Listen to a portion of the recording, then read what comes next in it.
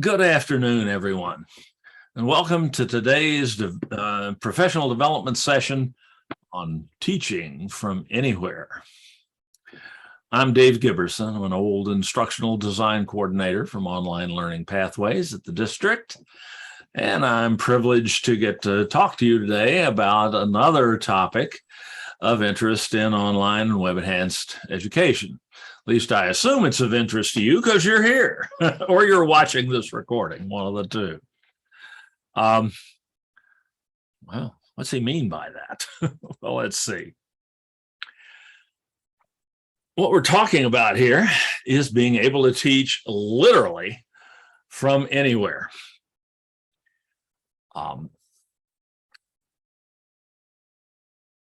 We've talked for years about breaking down the walls around our classrooms or creating classrooms without walls.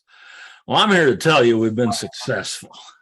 No classroom these days has impenetrable walls that keeps everyone not in that immediate geographical location out, and the ones who are there in, presumably. And we now have the technology and and other capabilities that allow us to teach people who are not physically present in the room where we are. If there are people who are in the room with us and people coming in from outside on Zoom, we call it high flex instruction. Otherwise, we just call it synchronous online instruction. But we have those capabilities now. And it doesn't really matter within certain limits where we are,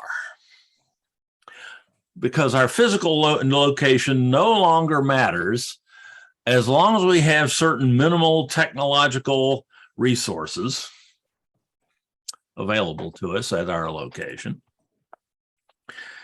Because new technologies, and as much as anything, new attitudes on the part of students, administrators, and us and faculty allow us to teach from virtually anywhere.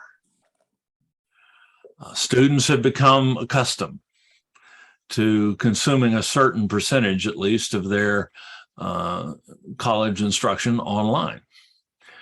And many of them have grown to prefer it. Some research done by institutional research late in the pandemic, or well into the pandemic, I should say, indicates that students, maybe half of students, have gotten so accustomed to this that they like it.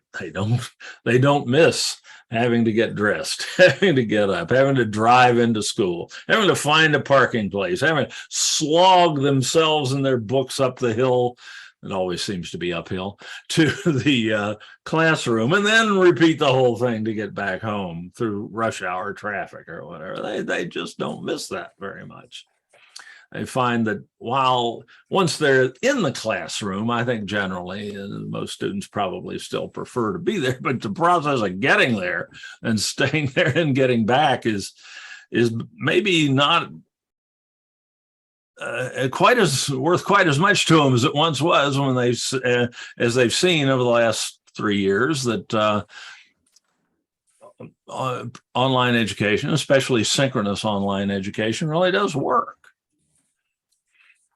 And it has real advantages too. So students are more open to it. We have had to become more open to it, both as faculty and as administrators. And it's something that's not going away, let's face it. We will certainly get back into the classroom, and many of our courses will be taught primarily there. But I doubt we'll see as nearly as many courses that are taught solely in the classroom with no online component or no technological assist or web enhancement. And this has really produced a fairly dramatic change in higher education. So what do you need to do this? How can you become a digital nomad? We hear a lot about the work from home movement and how people have been able, in many industries and many employment situations, have been able to move to wherever they wanted to and do their work from there. And up to now, or up to the relatively recently, teachers have been pretty much confined to the classroom. And that has changed, folks. That is no longer necessary. We can. I'm coming from you today, though I'm no longer officially employed by the district either. I'm a consultant. I'm the pro from Dover. But I ain't in San Diego. I'm in northern Idaho and love it up here. But I love being able to do the fun part of the job I had when I was an employee at the district. And this is it, getting to talk to you all about and with you all about things like this. And I've been able to continue doing this for over 5 years now since I retired. And that has made a huge difference in my life. My transition to retirement has been relatively easy because I haven't fully retired. I don't know exactly when that might happen, when I might have to. Probably when I get to the point where I can't pass that test that they run past you every time you go in for your wellness visit with after you on Medicare, where they ask you to count backwards from 10 and then tell them a phrase, tell them something they told you 10 minutes ago and so on. I suppose when I get to the point where I flunk that test, I'll have to give this up. But distance and time and distance are not going to make me do that. And that's been a huge deal for me, and it can be for you as well. So what do you need to make this happen? Well, above all, and by the way, I'll just say something about this picture here. This is not just window dressing or not a stock photo from somewhere. This is a photo I pulled from a website posted by a woman who actually teaches English in all over the world, in fact, from a pretty nice looking apartment in Puerto Vallarta in Mexico. And this is her actual workspace. But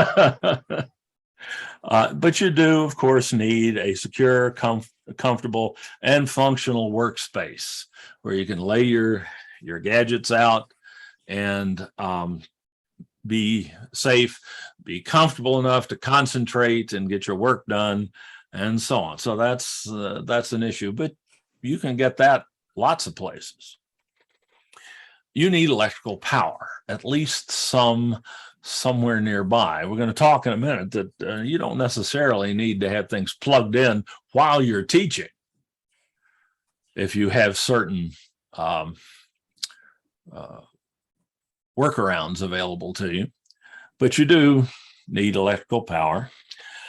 What you absolutely must have, of course, is reliable internet connectivity of reasonable speed. Doesn't have to be the fastest internet connection in the world. I'm coming to you right now with a fairly a lot of things going on the screen here in a Zoom meeting on an internet connection that has a 30 megabit download speed, which doesn't even qualify as broadband by some measures these days anymore. I've got 15 megabits up, which is better than some connections upstream, sending it to you. But my internet connection is nothing special in terms of speed. Yet I'm able to do pretty much everything I want to do in these Zoom meetings, even to the point of using a video studio application like this to let me do little tricks like putting myself in front of the PowerPoint slides here. So, but you've got more than speed, you need reliability. You need an internet connection that's not falling off every few minutes and disconnecting you from the meeting, and then you have to go back in and so on. And you need some sort of portable teaching studio. You need the hardware and software on the computers that will allow you to do this.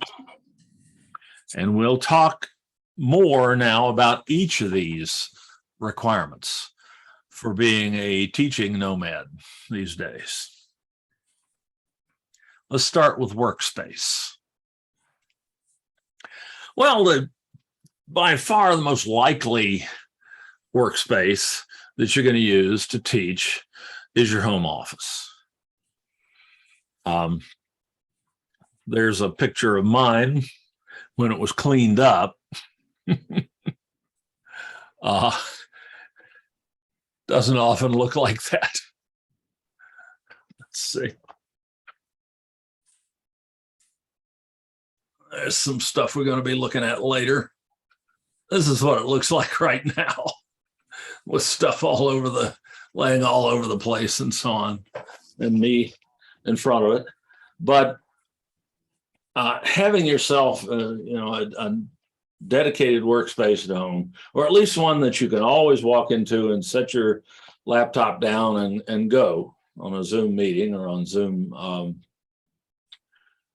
class meetings, is, of course, something that you're really going to need if you're not going to be tied to the classroom, if you're going to be able to escape those walls around the classroom. And that's great for much of the time. But let's say you don't want to be tied down to that workspace. Well, if you're traveling, and realistically, if you're going to remain employed at the San Diego Community College District, you're going to have a permanent address in the San Diego area. But it doesn't mean you can't travel and see the world while you're teaching. Of course, that your dean, your department head may have something to say about that, but by and large, as long as if you're teaching online, you're not required to be in a classroom 2 or 3 days a week. Where you do that from is you have some flexibility on. And hotel rooms can be perfectly functional for that. You just need a little table, a place to lay out your stuff, and a few other things we'll talk about in a minute, but it's quite practical. It could be a vacation rental somewhere. Now, that's where I want to teach from. I haven't managed to actually do that at this point in time, but looks pretty good, doesn't it? Maybe this is something that'd be worth knowing how to do. If you're really a digital nomad, you can do this from your recreational vehicle. There are ways to do that now. Like on the road with Charles Kuralt and so on, only on the road with your class. Or, yeah, actually, under certain circumstances, even the beach. You just decide, I'd really like to be out on the beach in the middle of class today. And as long as the seagulls aren't too noisy or the surf's not too high and my students can hear me, why not? So workspaces can be quite varied and interesting, way beyond that cinder block wall lined classroom. Electrical power is something you're going to need at some point, at least. If you're in a room somewhere or in a vehicle with a power system in it and so on, you'll need 1 to 2 wall outlets for this, but no more. Indeed, you can generally get by with 1. Because I'm going to show you a system here in a little bit where everything's powered off the laptop. You just need to plug the laptop in so the battery doesn't run down.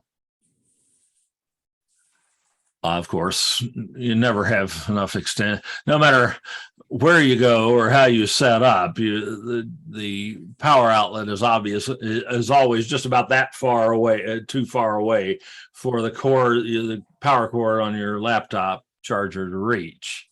So an extension cord and or a power strip is always something you want to have in your bag.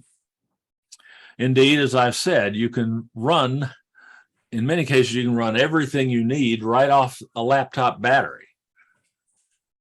And as long as you keep that charged, you can keep going indefinitely. If you really want to go off grid with this, you can use portable power stations like this puppy from Anchor, a few $100s, that will keep your laptop going probably at least 3 to 5 hours. Depends on the laptop and what you're doing with it and so on, but this one will keep your laptop going quite a while. You plug your laptop charger into this, it charges the charger, or it provides power to the charger, and the charger keeps your laptop battery going. And if you really going off the grid, you can get solar chargers now that you can set outside and run a cord from, or sit out on the picnic table and have this pointing at the sun. Hopefully it's not 10 o'clock at night and or on a very rainy day, a very cloudy day. But these things will keep the power station charged, which will keep your laptop battery charged, which will keep you going. So, I have to admit, my wife hasn't let me buy these yet. This is sort of aspirational on my part, but I'd really like to be able to just go out in the woods and do this. And as long as I've got a little sunlight and a little hole in the cloud and the trees above me to power the solar charger, I'm happy as a clam. Dave? Yes. The portable power station, I'm not just for zooming with, but is that like similar to a generator? I mean, especially when the electricity goes out?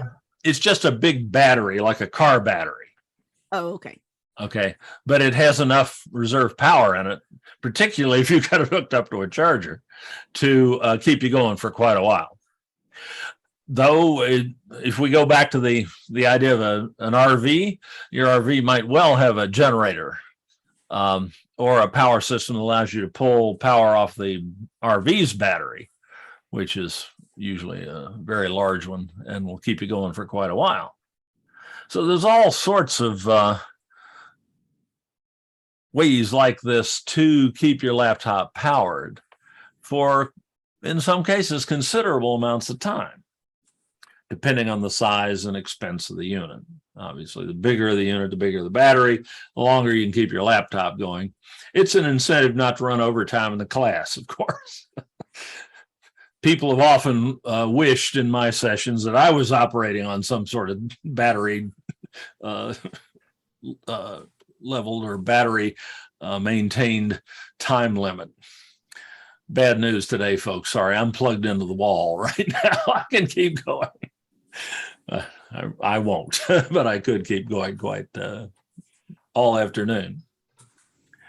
Okay, so the power issue, if you're in a home office or in a hotel room or a vacation rental, you're going to have reasonable power. But even if you're not, there are ways around that.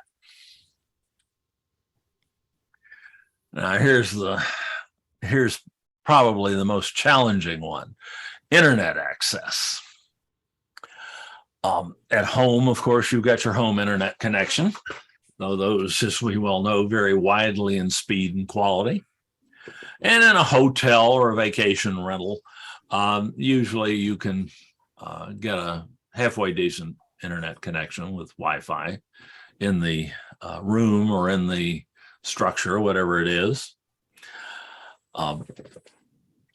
It pays, if you're planning on doing this and you're traveling, and it pays to check to go online and check the hotel and or the vacation rental. Usually you can find reviews that will tell you whether the internet connection was any good or not. because that's probably one of the first things people complain about in those reviews if they don't work. You know, a bad mattress, yeah, that's going to get mentioned somewhere down the line. But if the Wi-Fi was terrible, boy, you're going to hear about that. So you can make your choices on where to stay if you're thinking about being a teaching nomad. You can make your decisions about, or make this a factor in your decision on where to stay, at least, that you can count on reasonable internet access.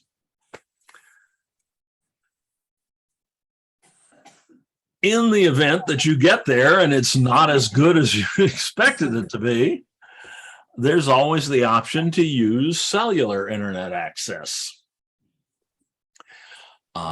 We're all awash in cell signal most places all the time. Now, there are places you can go where there won't be any cell signal.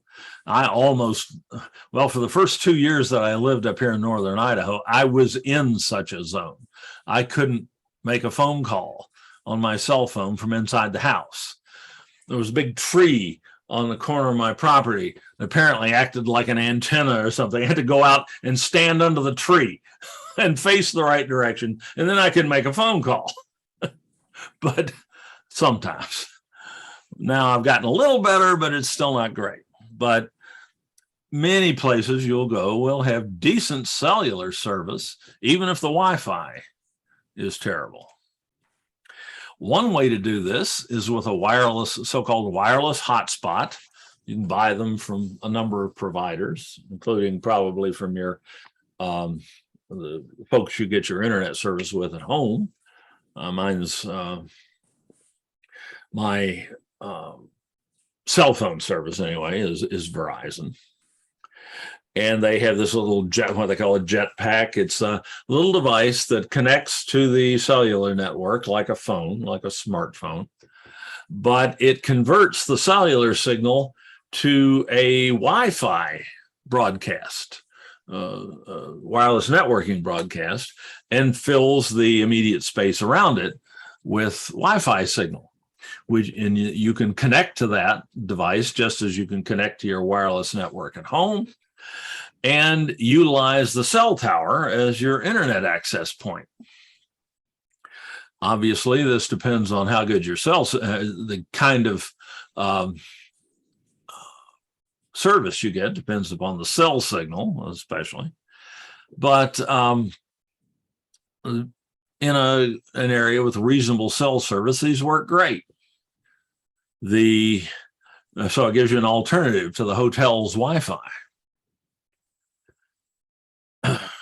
These particular devices may come with their own wireless or their own cellular plan that you have to pay for every month, or they may utilize your existing wireless plan that you use with your smartphone and or your tablet. But they can perform extremely well. My favorite option is just to use my smartphone as a wireless hotspot. Most smartphones, especially the more expensive flagship type phones like the iPhone or a Samsung Galaxy Android phone or Google Pixel Android phone, things like that, are capable of serving as wireless hotspots, just like this little jetpack thing here. David? Yes. I will tell you that when we were traveling, and ever since COVID, I mean, we've had to be out of town for something. Right. And I was scared to use my smartphone as that hotspot because, you know, I'm not very technical. This is your gig. It's not, I'm not a tech person. But I will tell you, I was amazed by it. And now I have to still Google, how do I set it up? But you know what? Because by some reason we went somewhere, there was no TV, and the hotel's Wi-Fi did not connect. So we were, like, what am I going to do? Now what? Right. And we had tablets laptops, and my phone it was like, I can't believe it. I mean, so in a pinch, I tell you, that's always my backup plan. And I always look for, you were saying when you go somewhere, connectivity, is that the thing that you're looking for? I would say, how many plugs do they have? Because do you know that? Because you need them to charge everything, right? Right. So it was like, Or, okay, or you carry a power strip with you. You plug your that would chargers be into that. that would be the other thing. But it's very interesting how, like you were saying, my top priority is connectivity, or where do I have to go for that good connectivity? Do I do PowerPoints today? You have to have that other backup plan, because Amen. right? I mean, because sometimes you can connect, but you can't use I've had it where I couldn't use my PowerPoint. It kept, buffering. So Right. you got to go back to old school. Okay, let's just talk. Hopefully, so Or I'm let's try the smartphone and see if right, cellular service is better than the internet connection in the room. right, and It that's may be. and it's so funny how you said all that stuff, and that is so true. If anyone has had to travel, and you're right, you can go anywhere. And the other great thing I would suggest is to have headphones. Ah, yes. Because I didn't realize this. We were in San Francisco, and where I wanted to be, I couldn't get to this quiet place. You had, you said all these nice, it wasn't available. No matter how early you try to get there to get all that, it wasn't available. Right. My laptop was charged. You got to make sure that's charged and ready to roll. And so we were out like on the main street, like having coffee at a cafe. I plugged my headphones in. The students couldn't hear. I go, can you hear that? They go, no, I can't hear anything. I'm like, what? So we were on a main drag, not Fisherman's Wharf, but they could, buses were going by. The students couldn't hear it because I'm talking right. I had my headphones. They couldn't hear anything. Yeah, and some of those headset microphones have very good ambient sound rejection, so that they, at the very least, I can hear what you're saying, even if there is a little bit of background noise. Yeah, that's great. So, but I mean, it's who would have thought? So that's my other tip. I'm sure you're going to say that, but I mean, that was another. I mean, I'm like, what? Just my headphones? Sitting at a sidewalk cafe in San Francisco having class. Right? Who does that? I was just like, I can't believe it. Is something wrong? But I mean, you talk about privacy. Really, I can change my screen. You know what I mean? I mean, no one had to see anybody. I could turn everyone's face off. Right. So passersby aren't violating FERPA. Right. So there's all kinds of, I mean, That's just great. in case anyone has to be in that mode, it's there. And people are pretty people are, I'm sorry. Oh, I didn't even hear you. They really didn't, because they're chatting. I mean, so it is quite incredible that we So can on do a pinch, this. you can just about do this from anywhere. Right. So that. Thank you. yeah, absolutely. I mean, that's just I'm a novice. You are like the guru, all the tips. So if I could do it. I've had to just try it myself. Right. And like I said, I have particularly early on here, when I had lousy internet connectivity at home, I had to run a couple of these sessions from my smartphone in the front seat of my car. I had to drive into town till I could get cell signal and run the class from there. It wasn't pretty, but it worked. Right. And that's the other thing I've also learned is, okay, if your class is at, let's say, 12 o'clock, try 10:30 or so, just to make sure you get, in case the A doesn't work, you got a B and a C, because that's happened to me before. Okay, you better have a fallback plan, even at home, much less when you're on the road. Absolutely. Just for anyone else. So just FYI. All right. Thanks. Thank you very much for sharing that. Yeah, absolutely. Okay, I'm gonna, just to show you how the phone can be used as a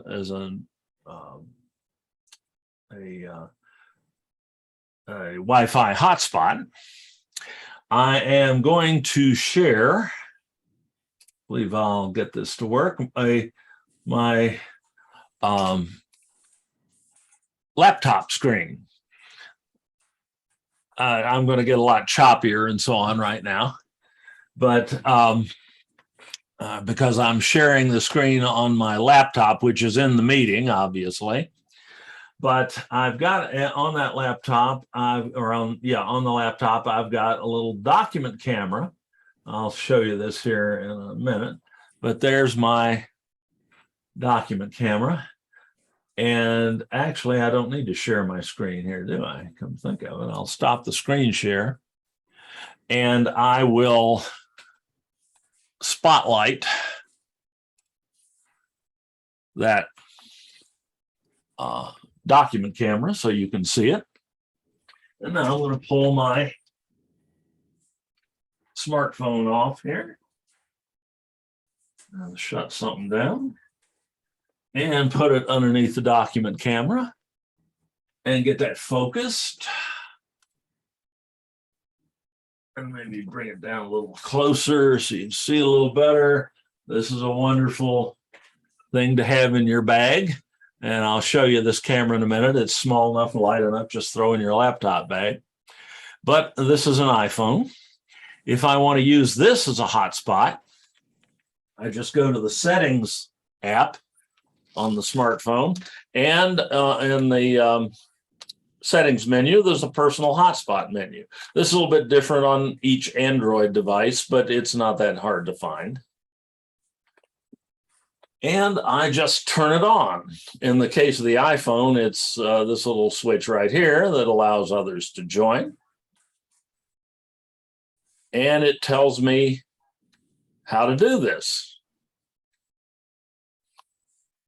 So I've got the Wi-Fi on the iPhone, or the iPhone is now acting as a Wi-Fi hotspot. So I go and now I will need to share my Zoom screen, my window screen. All right, there's my laptop screen. You're still seeing the smartphone, but you can also see me mucking around down here with my window in my Windows taskbar. There's my cursor moving around. And if I go to my little Wi-Fi icon here, this is Windows. It's something fairly similar on the Mac. And I click on that icon and it shows me all the available wireless networks. And one of them is my iPhone. To connect to that, I just click on that option and click connect. And I hope wireless is always it can be a little hinky, but there it is.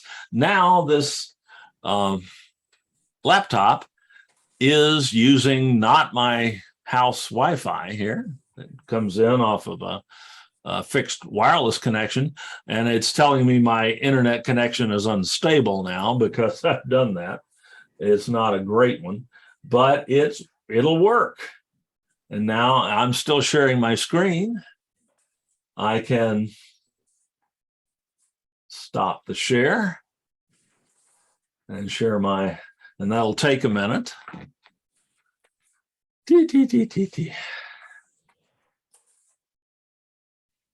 it's telling me my network bandwidth is low. But there I am.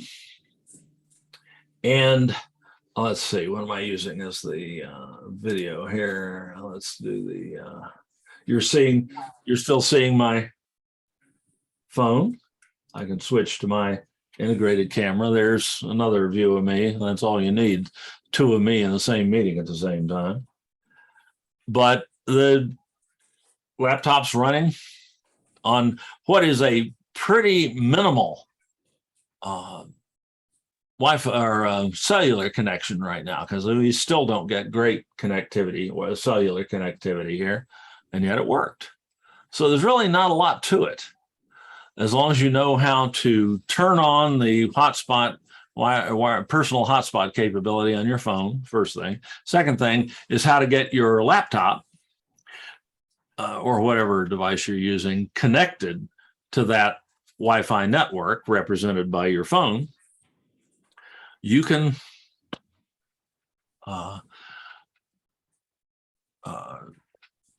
participate or originate a Zoom meeting from anywhere you've got halfway decent cellular signal. Dave? Yes. Did you say you could also do that with an Android? Yes. Phone? Yes.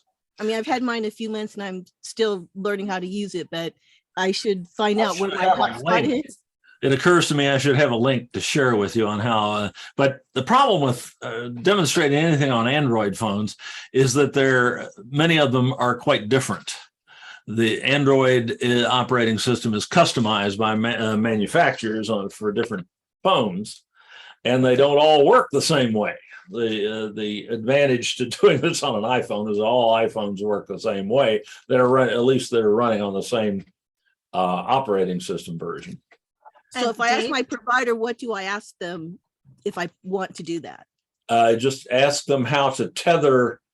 Use your smartphone for tethering. That's the word, tethering, I was looking for. That's the word you want. And on mine, I have an Android, and it's a Galaxy, what you just said. And under my settings, I went to connections, and then on mine, it's mobile hotspot and tethering. So then I actually I put on, switched the little toggle to mobile hotspot, and then it walked me right through it. Believe me, I got like gave you a set of directions, which is the same thing the iPhone will do. Right. But unfortunately, that won't happen with every. You've got, Samsung is really the Cadillac, the Lexus, whatever of Android phones. I would suggest trying it and doing it a couple times, because you know what, even although I had done it for so many times, I had to write down steps so that I would become familiar, because I hate that anxious feeling. Especially if it's 5 minutes before the meeting and you're just trying to get yourself connected to the Zoom. Yeah, I hear you. But thanks, Alicia, or is it good advice? That's Alicia. Alicia, okay. Yes, no problem. Yeah, I'm happy. All right. Thank you very much, because I don't have an Android phone to work with. I don't have an Android device that has cellular connectivity. So thanks very much. All right. I'm going to unspotlight the let's see, replace spotlight. There we go. Now everybody's back. I'm off my laptop and back onto my desktop computer. Let me make sure I'm still connected to the right place on it. I am. When I was practicing this a few minutes ago, I somehow managed, when I was changing the laptop over to my personal or the tethered phone, I managed to get both of them moved over, and it didn't like that very much. So I think I'm back now. Okay, so there's ways to get internet. Even if the place you're staying doesn't have acceptable internet, and this is fairly much in the mainstream. Now we're going to step a little bit outside the mainstream, at least as it exists right now, because there's yet another option for getting Wi-Fi or getting internet access as you travel. Mobile low Earth orbit satellite internet. Traditional satellite internet, dish internet and things like that, is generally not acceptable for Zoom meetings, for class meetings, because the latency, the amount of time that elapses between you clicking on something and something happening can seem to take forever. Marion, thanks so much for coming. So far the recording's still running. Hopefully I'll have this, it'll be online in good shape before long. But this is an emerging technology that you can use right now in certain places, and if you're willing to pay the premium price for it right now, but it's going to become a thing over the next few years.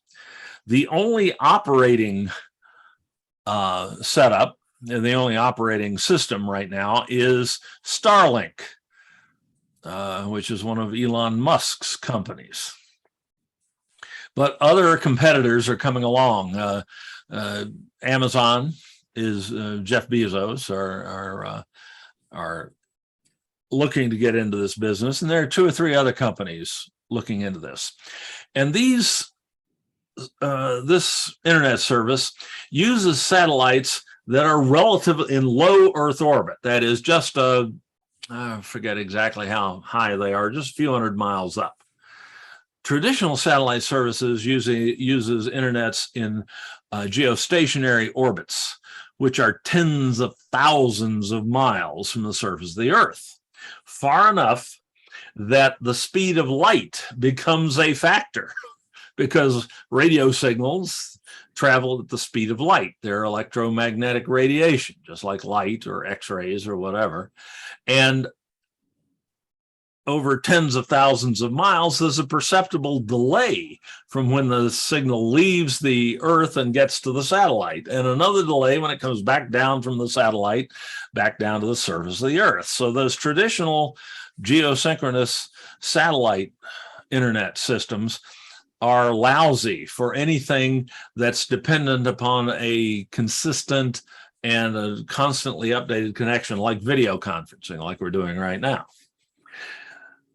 The difference with Starlink is those satellites orbit at such a low level above the Earth that the speed of light is no longer much of a factor.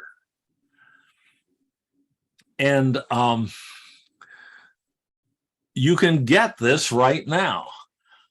I had an option about a year and a half ago to be involved in the beta program with Starlink. And my internet service provider at the time said, "Oh, don't do that. I'm putting fiber down your street. You have fiber connection. You won't need that satellite stuff." Well, I'm still waiting on my fiber connection. I wish now I'd signed up for this. It's fairly expensive to get started. I think it's about $600 now to get the ground station, which is called affectionately Dishy McFlatface. Seriously. And but I kind of wish I'd done it now. Right now I can't get it. They're not accepting any more connections in my area. But you can get quite decent, better performance that I get on my home internet connection through this.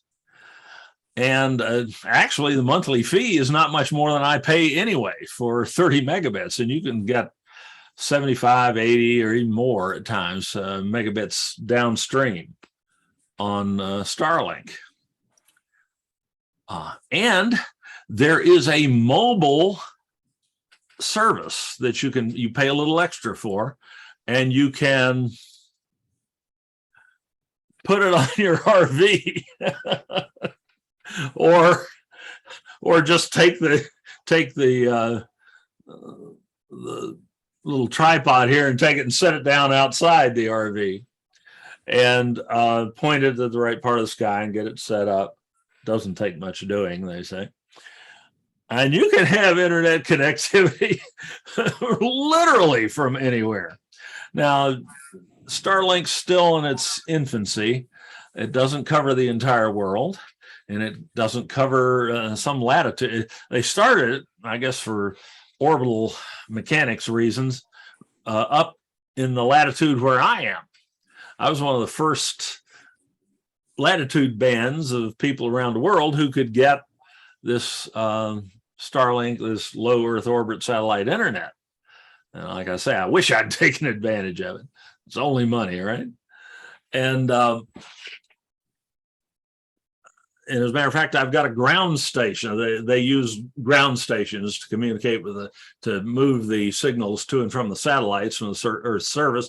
I've got one about 20 miles, or no, less than that, 10 miles from where I'm sitting right now. And some of the less, what's the word I'm looking for? Some of the less idiotic, or some of the more idiotic folks around here have been complaining about, oh, you know, they're irradiating us, they're spying on us, they're changing our DNA, and so on. Yeah, we got a few of those up here, and but it's something that's going to become widely available over the next few years. And this is really going to give us internet access to where we can live and work in the middle of flipping nowhere and still have internet connectivity. And maybe a big generator to give us power and so on. That sort of existence is now, the people into that sort of thing are now called preppers. They used to call survivalists, but now they're called preppers. And the area I live in is prepper heaven. So I hear a lot about this. But it is kind of a neat idea that you could just be, you know, out in some spectacular location and just be able to still be able to teach. Talk about a classroom without walls. Oof. And finally, geez, this is going right along. haven't even reached an hour yet. It's all right. We get done early. You still get, well, of course, it doesn't matter today because you're not able to earn flex credit for this right now because we're on the flex holiday in between the end of spring term and the beginning and 1st of July. But I'm thinking about putting this recording on as one of the ones that you can watch again later and answer questions about it, embedded questions, and get credit for it. We'll see.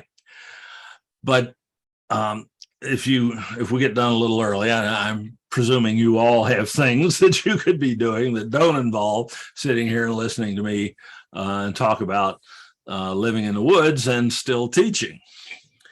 But once you've got all those other necessities that we've talked about, you're going to need what I'll call a portable teaching studio. And that can vary considerably in its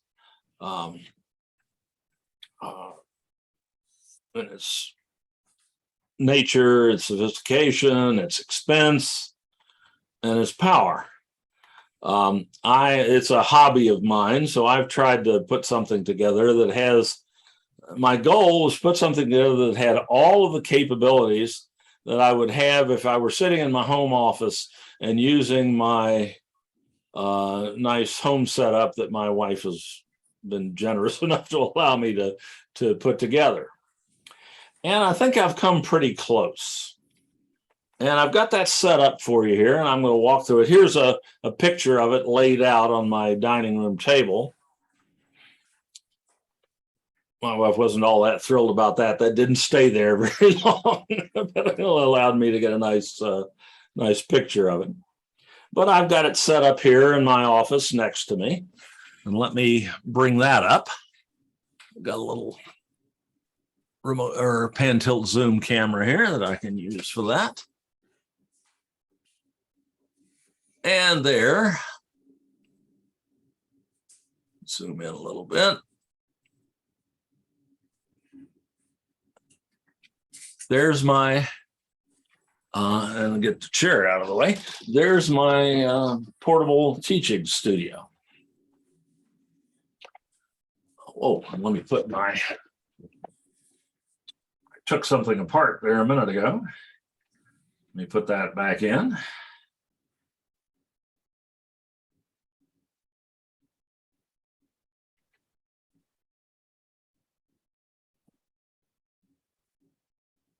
Come on.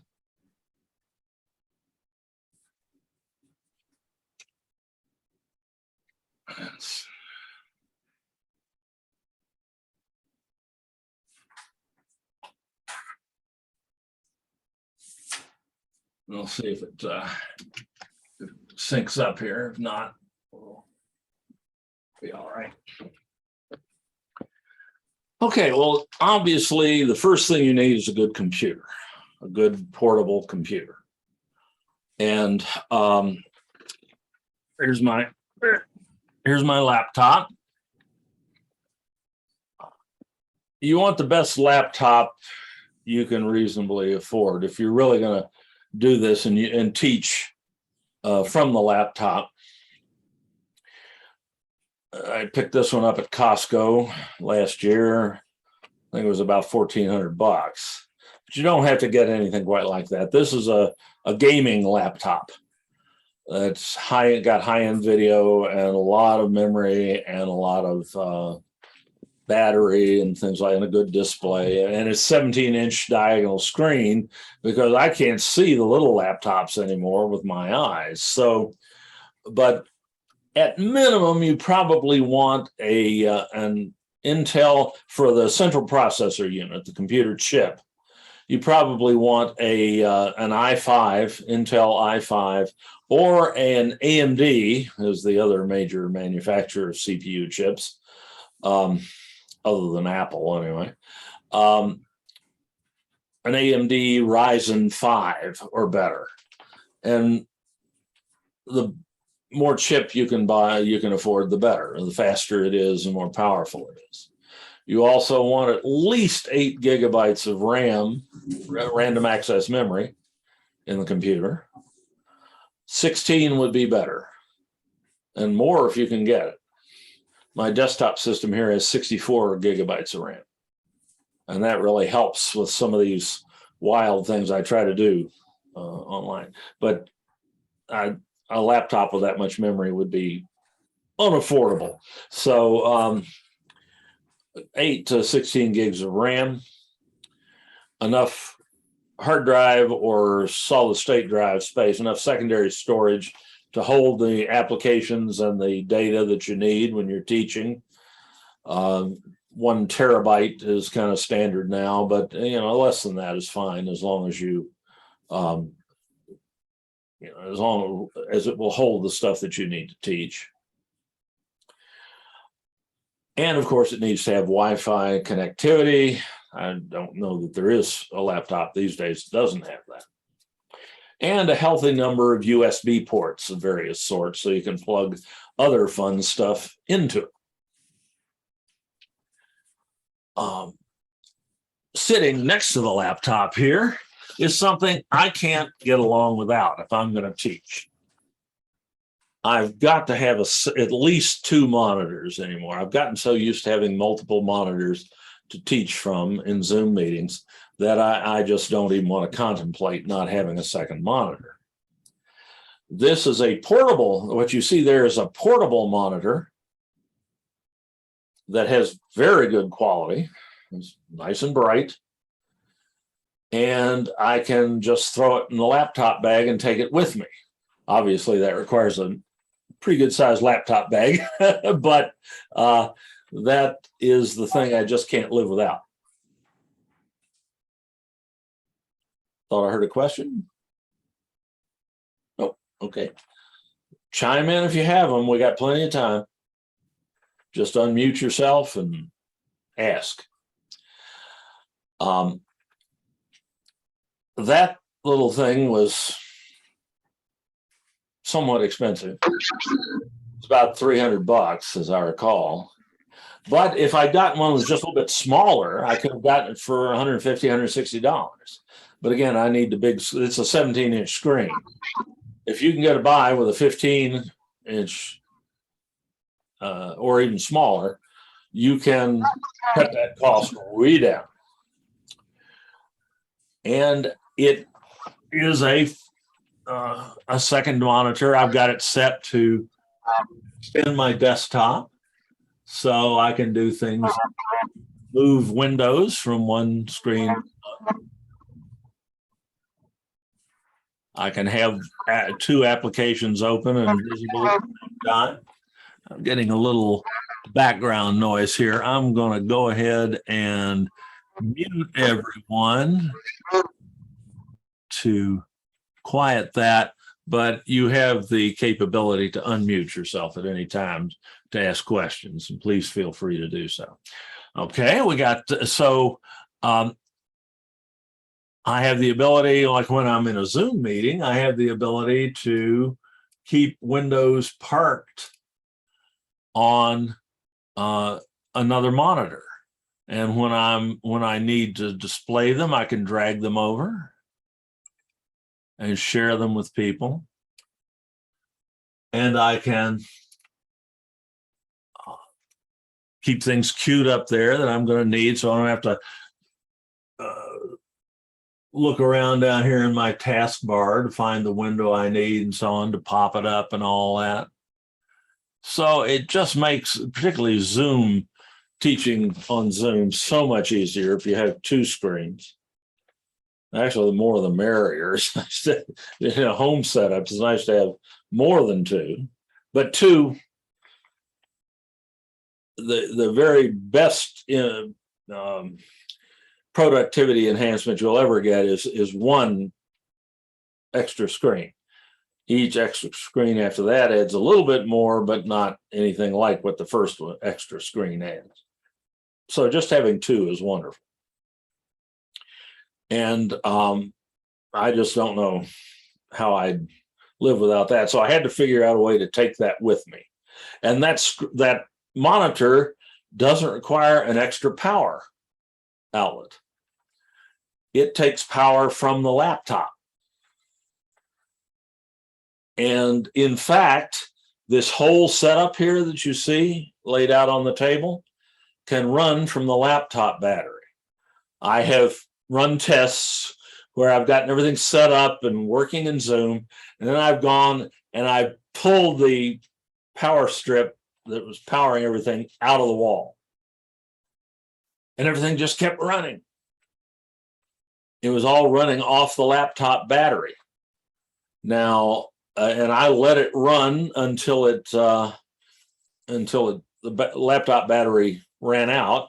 And I had about an hour and a half of potential class time that I could do without any external power. If the laptop was fully charged and I hooked it up, I could run for about an hour and a half with all this stuff operating. So now this laptop has a big battery in it.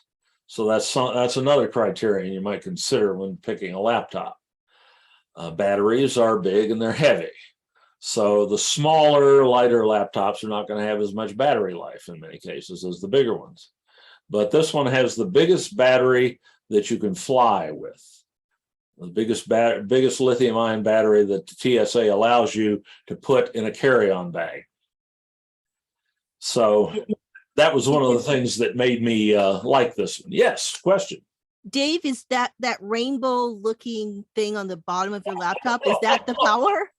It is. This is a gaming. It's a laptop that was targeted at gamers, which means it's got the best processors and the best memory and the best video and so on. But that little colored bar that runs across the screen is just entertainment. Oh, for me. I thought, wow, his battery is really powerful. I don't know of a way to turn it off. I didn't know. I was wondering if anybody would ask about that. This is the laptop equivalent of, you ever seen a car with gutter lights on it? Yes. Yeah, right. These are gutter lights. They're cool to look at for about the first 5 minutes, but they don't perform any practical purpose. They're not. They don't meet any practical need. Oh, that would be cool in the classroom, though. Yeah, it's cool. It's kind of cool, and it got you interested, didn't it? Okay, thank you. I would have been disappointed if somebody didn't ask about that. I have a question.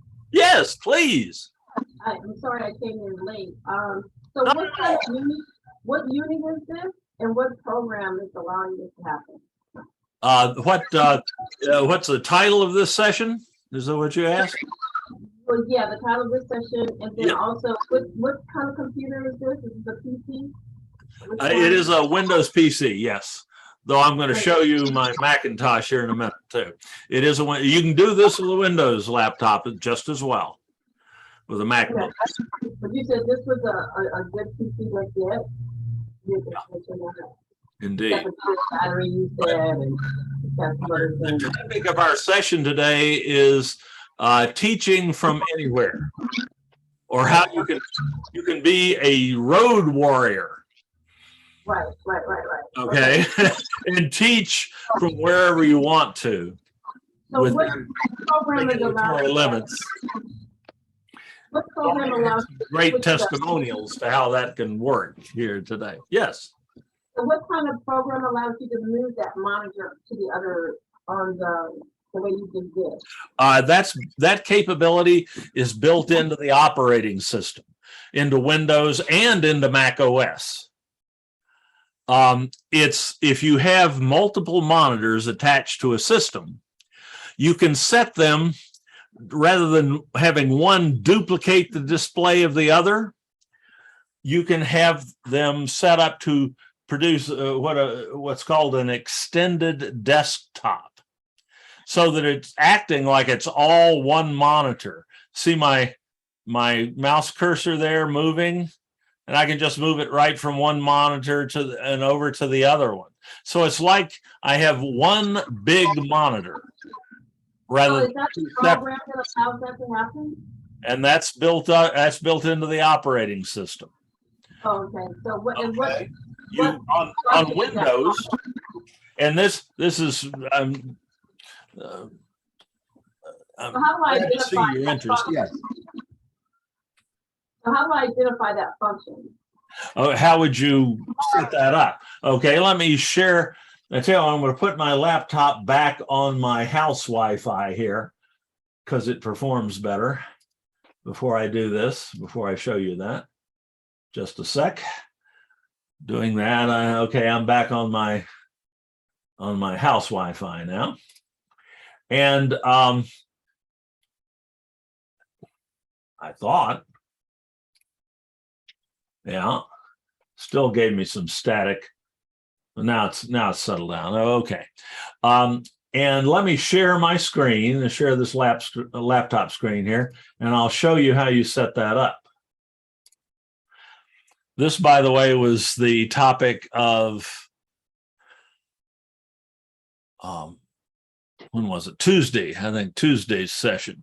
I just did a session on how to hook multiple monitors to different kind of computers and how to set them up and so on. But the setup part on Windows, at least, is pretty simple. I just have to go to get my Zoom screen out of the way there. And yeah, you're seeing that. I go to my Windows desktop. So I can't have a window open. I got to have just access to the desktop. And on a Windows mouse, I've got two buttons. So I click the right mouse button and I get a little context menu for the desktop. And near the bottom of that menu is an option labeled Display Settings. It may be a little hard for you to see, but that's what it says, Display Settings. So I click that with the left mouse button, and I have my Display Settings page. And if the computer detects more than one monitor, I see those monitors represented as rectangles here in my display. And if I scroll down this page, there's an option under multiple displays to govern how these displays function together. The default probably is to duplicate the two displays. That is to have whatever appears on one monitor appear identically on the other. Why would you use that? There's a specific circumstance where that's necessary. Well, what if the second monitor is a projector? You've got the computer projector in the classroom plugged into your laptop, and you want your students to be able to see what's on your laptop screen because you want to demonstrate something to them. In that event, you want the displays duplicated so that the second monitor, the projector, is displaying exactly the same thing as your primary monitor. But when you're working, when you're not connecting to a projector, you're in a Zoom meeting or whatever, you typically want to extend the displays. And that's the option that I've picked here. And that's what makes all this work. The operating system, the computer and its operating system will automatically detect a second monitor when you plug it in. You don't have to do anything to make that happen.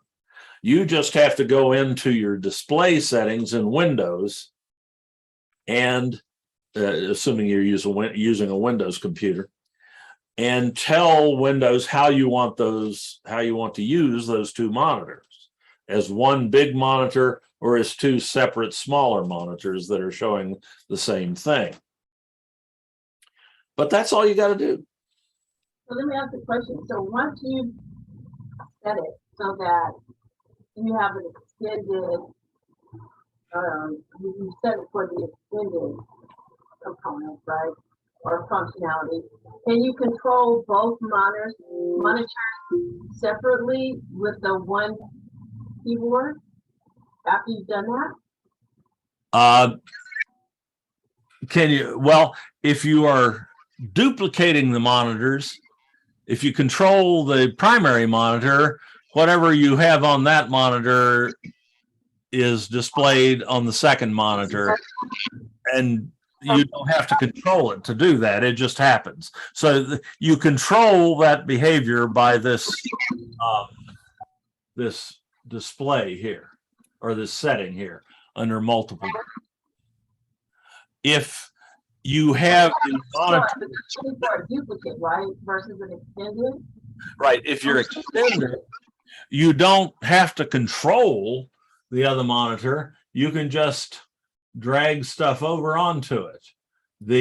You do that by clicking on the, let me get this out of the way, by clicking on the top center of the window and holding your mouse button down and then dragging that over. And why are you not seeing that? That's interesting. Not quite sure why that's not coming through. I guess my next question would be. Oh, there it jumped. I'm not sure what happened there. Let me try that again. Well, let me go back. Tell you what, let me show it to you. Let me kill my share here on the laptop. And I'll use now you're seeing my camera on that.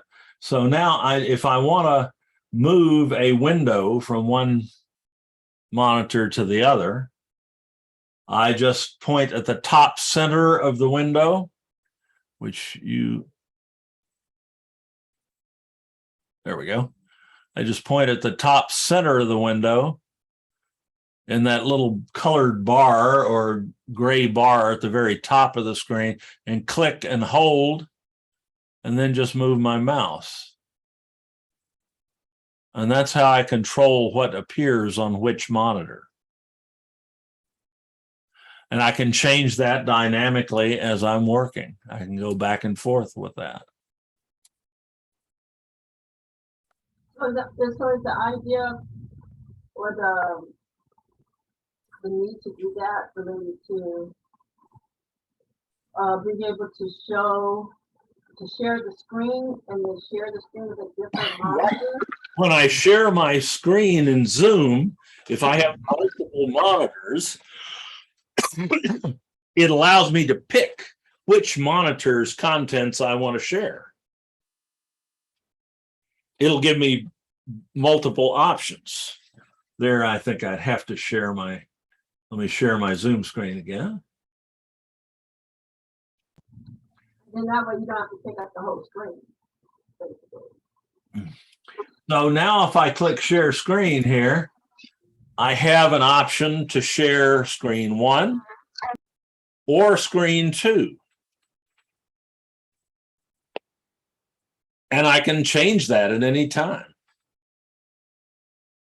If I decide to share screen 2 with you, there's screen 2. but I can just go and hit the share button and go back to screen one and share that very quickly. So I can swap back and forth between the screen that I'm sharing in my Zoom meeting. So I can have something ready to go on my second monitor and be talking to my students, things like that. And then suddenly just share my screen and share the other screen, and boom, they'll see what's on my second monitor. And they can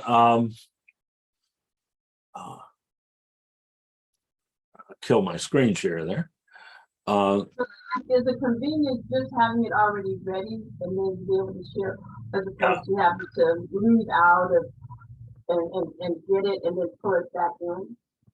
Yeah, it just makes things, convenience is a good way to put it. It's much more convenient, and it lowers your cognitive load when you're lecturing on Zoom. You don't have to go and look for a particular screen, particular window, particular application that you want to share with your students. You can just it can be sitting there right in front of you, and you just pull it up. Right. Or like on the second screen, for example, you could have multiple windows, but they're already set, right? So you can just drag it over and then just show them, as opposed to having to stop each time and look for it. Right. Okay. I could have my web browser window open. Let me make that a little bigger. But I could also have a I could have Canvas up. I could have Zoom up. I could have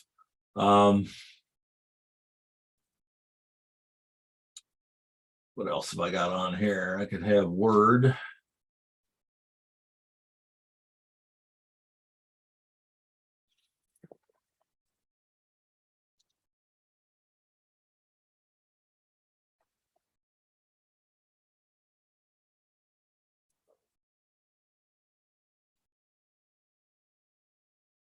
I could put that over there.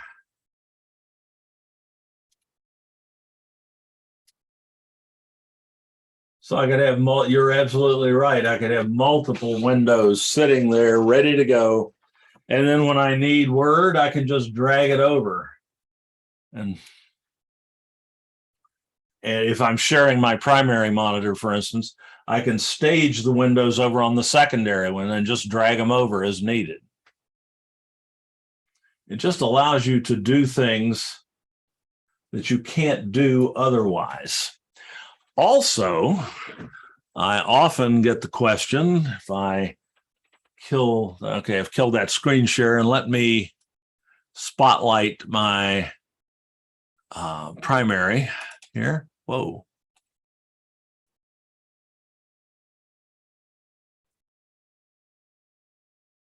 Oh, no, I'm spotlighting it. Let me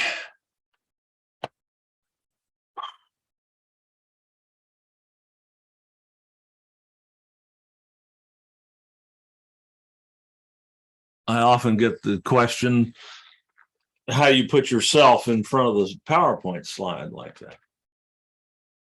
Well, that requires at least, it requires a piece of software called Open Broadcaster Studio, but it also requires you to have at least two monitors on your computer. One monitor running the Open Broadcaster Studio software so you can see it and control it, and the other being used for your Zoom meeting or for your PowerPoint slides. So there's just lots of good reasons to have two monitors or more on your system that you're teaching from in Zoom. Or if you're just doing personal productivity, word processing and spreadsheets and things like that, looking after your home budget or whatever, having multiple screens allows you to view multiple applications at the same time. So you can have your budget spreadsheet up on one side and Amazon up on the other, and decide whether you can hit place my order or not that day without having to go back and forth. So just all sorts of good reasons. Okay, let's see. Oh, we're still. Go ahead. Are you using the same, so, are you using the same, systems? Meaning, are these two PC systems versus two Mac systems? And can you mix and match them? I'm sorry. I kind of lost what you were saying there. I'm very sorry. We've got some, I tell you what, hold just a second. Let me, I think we're getting some background noise here. I want to mute everyone else, or mute everyone. Now, if you unmute yourself and talk, I think I'll be able to hear you better. Because I was getting some interference. I think I got something over here. Hold on. Okay.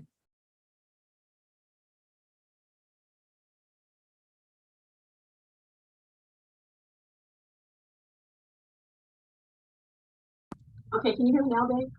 Yes, I can hear you. Yeah.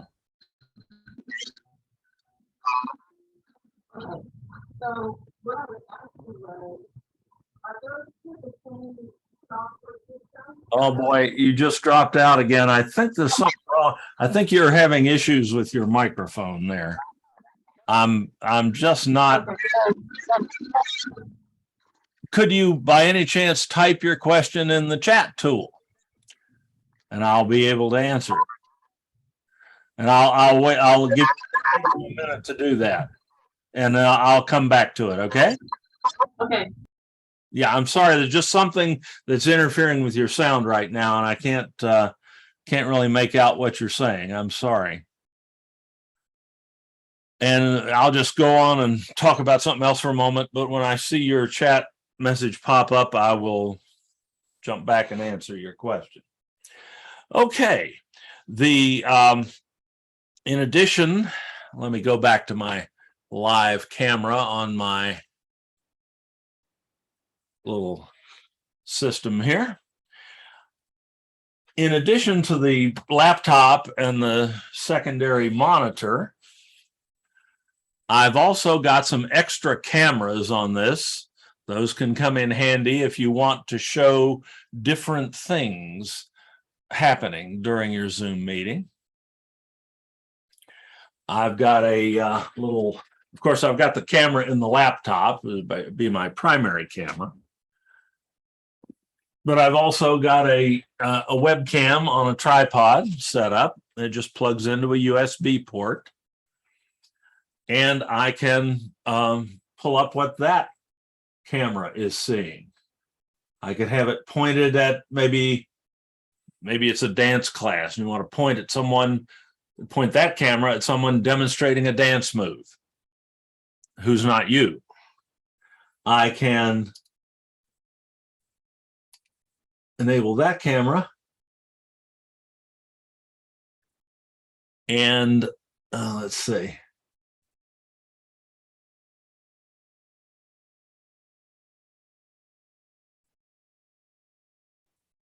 So now, let's see, what do I need to do here for that? Oh, I need to spotlight that screen. There we go. Okay, so now, instead of seeing the main camera on the laptop,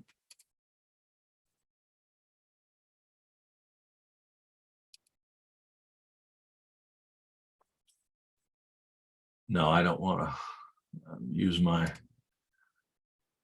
I can use the other camera, the little one on the tripod. And that's pointed somewhere else. Not especially interestingly in this case, but if I had somebody over here dancing or showing an exercise regimen or something like that, or demonstrating something, or if I just wanted to show something different, I have that capability. Indeed, I've got yet another camera here.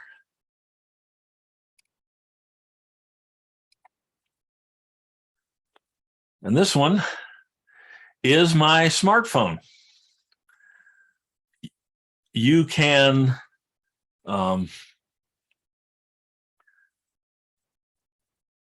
utilize a smartphone as a webcam in either Windows or on a Windows computer or on the Mac. And I can take that Windows or that smartphone camera, and I can pull it. I have it on a tripod right now, but I can pull it off and I can use it as a handheld mobile camera. I can show you my entire little room here that my wife has let me set up, including my big green screen behind me that allows me to do some of these tricks. By the way, we're going to be doing a session on green screen magic a little later on. We talk about a lot of things like that, but I can, with this camera, and this is something I have in my pocket anyway, I can use this with my portable studio to give me yet another camera, and one that's very flexible in this regard. I can switch back and forth between the front camera and the back camera on the phone. So this is really, and the quality on these smartphone cameras is actually better than the quality for most webcams, most dedicated webcams, because the camera, they spend an awful lot of money on the phone, on the cameras in these phones, and they are marvelous, and you can use them. And this works wirelessly. As long as the phone and the computer are on the same wireless network, which they very likely will be, I can use this iPhone as a camera without having to plug it in to anything. I just need an app for that. And there's an app that costs about $7 or $8 that you can get for this purpose. And it will work fine. You can get apps for any smartphone or tablet.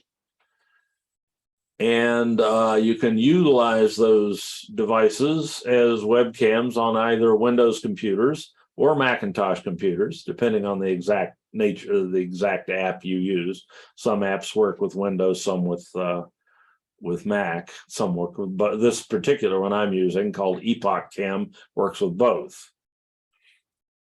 But that's another little thing. And this is something I don't even have to put into my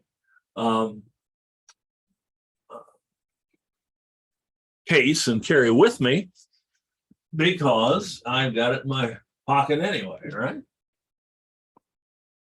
Donna, you have a question. Dave, thank you.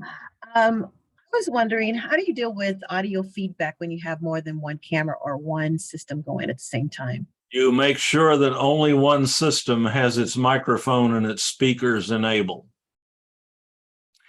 You dare not have two devices in the same Zoom meeting in the same room, both with active microphones and speakers.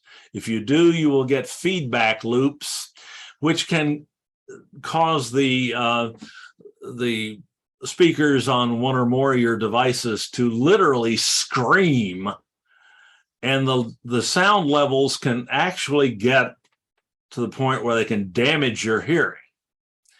So it's very important, if you're in a situation where you have multiple devices, as I do here right now, I've got three devices. Yeah, my primary system, my laptop, and an iPad, which I'm kind of using to monitor what you're seeing, all on the in the same Zoom meeting, but only my main computer has its microphone and its speaker enabled. The others are muted, both the microphone and the speakers on the others. And if I forget to do that, or if I change that, I just let it start. If I'd let that go another second or two, it was going to get real unpleasant. So that the answer is you can't have multiple devices, audio devices active in the same room at the same time on a Zoom meeting. And if you do, so you got to run around and mute them all. If you forget, you got to mute them quick. We'd run into that problem sometimes in classrooms with students who want to, if you're running a Zoom meeting in the classroom and the students have their phones and they want to get into the Zoom meeting on their phone, they'll do that and they'll forget to mute the microphone and the speaker on the phone. Next thing you know, you got several devices in the room all feeding back on one another. And people come from all over. So, what the heck is going on? You don't want that. Thank you, Dave. I appreciate that. My pleasure. Great. All right. Let's see. Where was I? Let's see. Let me get back to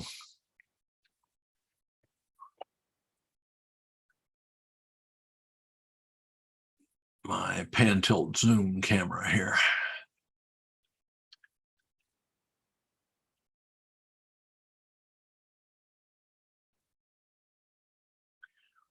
Okay. And you can also buy little holders that will fit on tripods that will hold your phone if you want to use that phone as a stable camera. And finally here, well, actually there's two things left to show you. One is the document camera here, which I'm sitting in front of. Get away from that. One is the document camera. It's just a little camera that's held up above the tabletop by a stand. And it gives you what amounts to an old opaque projector. You can put, well, let me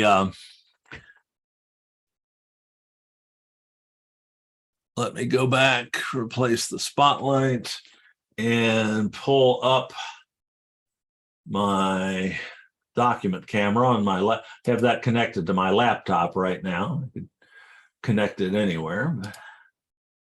Okay, there's my document camera looking down at a legal pad.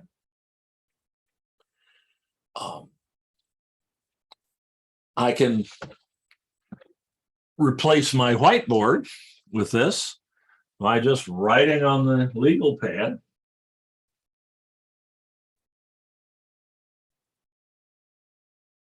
I can write mathematical equations. I can draw chemical formulas. I can draw graphs.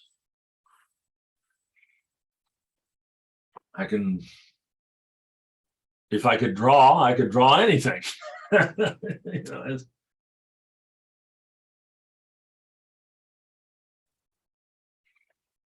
oops. Didn't get him in the frame, did I? There we go. What are you using to capture that picture, Dave? I am using an IPEVO document camera. Let me show you that again.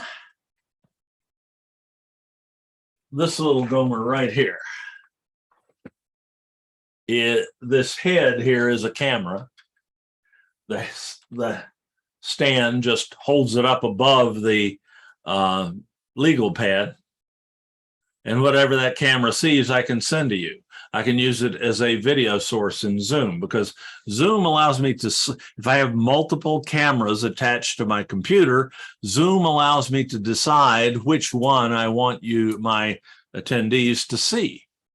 And I can just select the camera that I want by, let's see. So is that plugged in with a USB? Yeah, oh yes, absolutely. It is a USB camera. Okay. Just plugged into a USB port. And you notice I've talked about a number of things that plug in the USB ports. And generally the laptop doesn't have too many USB ports. Indeed, with an Apple, like a MacBook Air or something like that, you got one, which is kind of limiting. But you can get a device called a USB hub. And that's what this glowing thing right here is. The blue. That gives you several USB. You plug the hub into a USB port on your laptop or your desktop computer. And that gives you several more USB ports that you can plug peripheral devices like cameras or document cameras or other, keyboards, mice, things like that into. So that's a real handy thing to have and to throw in your bag too when you're traveling.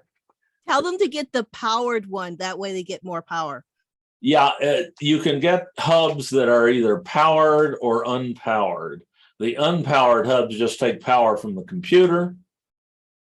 The powered hubs have their own power supply, and it makes them a little bit more stable for use with power-hungry devices like cameras. But if your laptop has a big enough battery, you can, like I say, I have played around with this a number of times. I've unplugged the power supply on the hub, and it continued to work just fine, just off the laptop battery. So it just depends on the hub and the laptop as to whether you actually need to have the hub plugged into wall power as well. Something you find out the hard way. That's why I said when I was talking about power earlier, I said you need 1 to 2 outlets. Well, the one outlet you absolutely got to have is the one that you plug the computer into to keep the laptop battery from draining down if you have a long class. Like today, I wouldn't have been able to run this class just off the laptop without the laptop plugged in because the laptop wouldn't have lasted for 2 hours. The battery wouldn't have lasted. But the second possible outlet needed was for the powered hub. But you can probably, if you get the right hub and the right laptop, you can do without the powered hub. It depends on what you plug in. Some USB devices require more power than others, and you find out which one needs the power by plugging it into an unpowered hub, and it doesn't work. You can't be sure until you try that. Okay, all good questions. If you have more, just bring them up. The one remaining thing I'll show you that I have in this little portable studio is a light. We've all seen people in Zoom meetings where we couldn't really see them. All we could see was like a silhouette in front of a window or something like that. And the person's face was either very hard to see or totally invisible. That's not good. If you're the teacher and your students want to be able to see you, there's much more effective nonverbal communication if they can see you and so on. And what they say, 70% of communication is nonverbal. And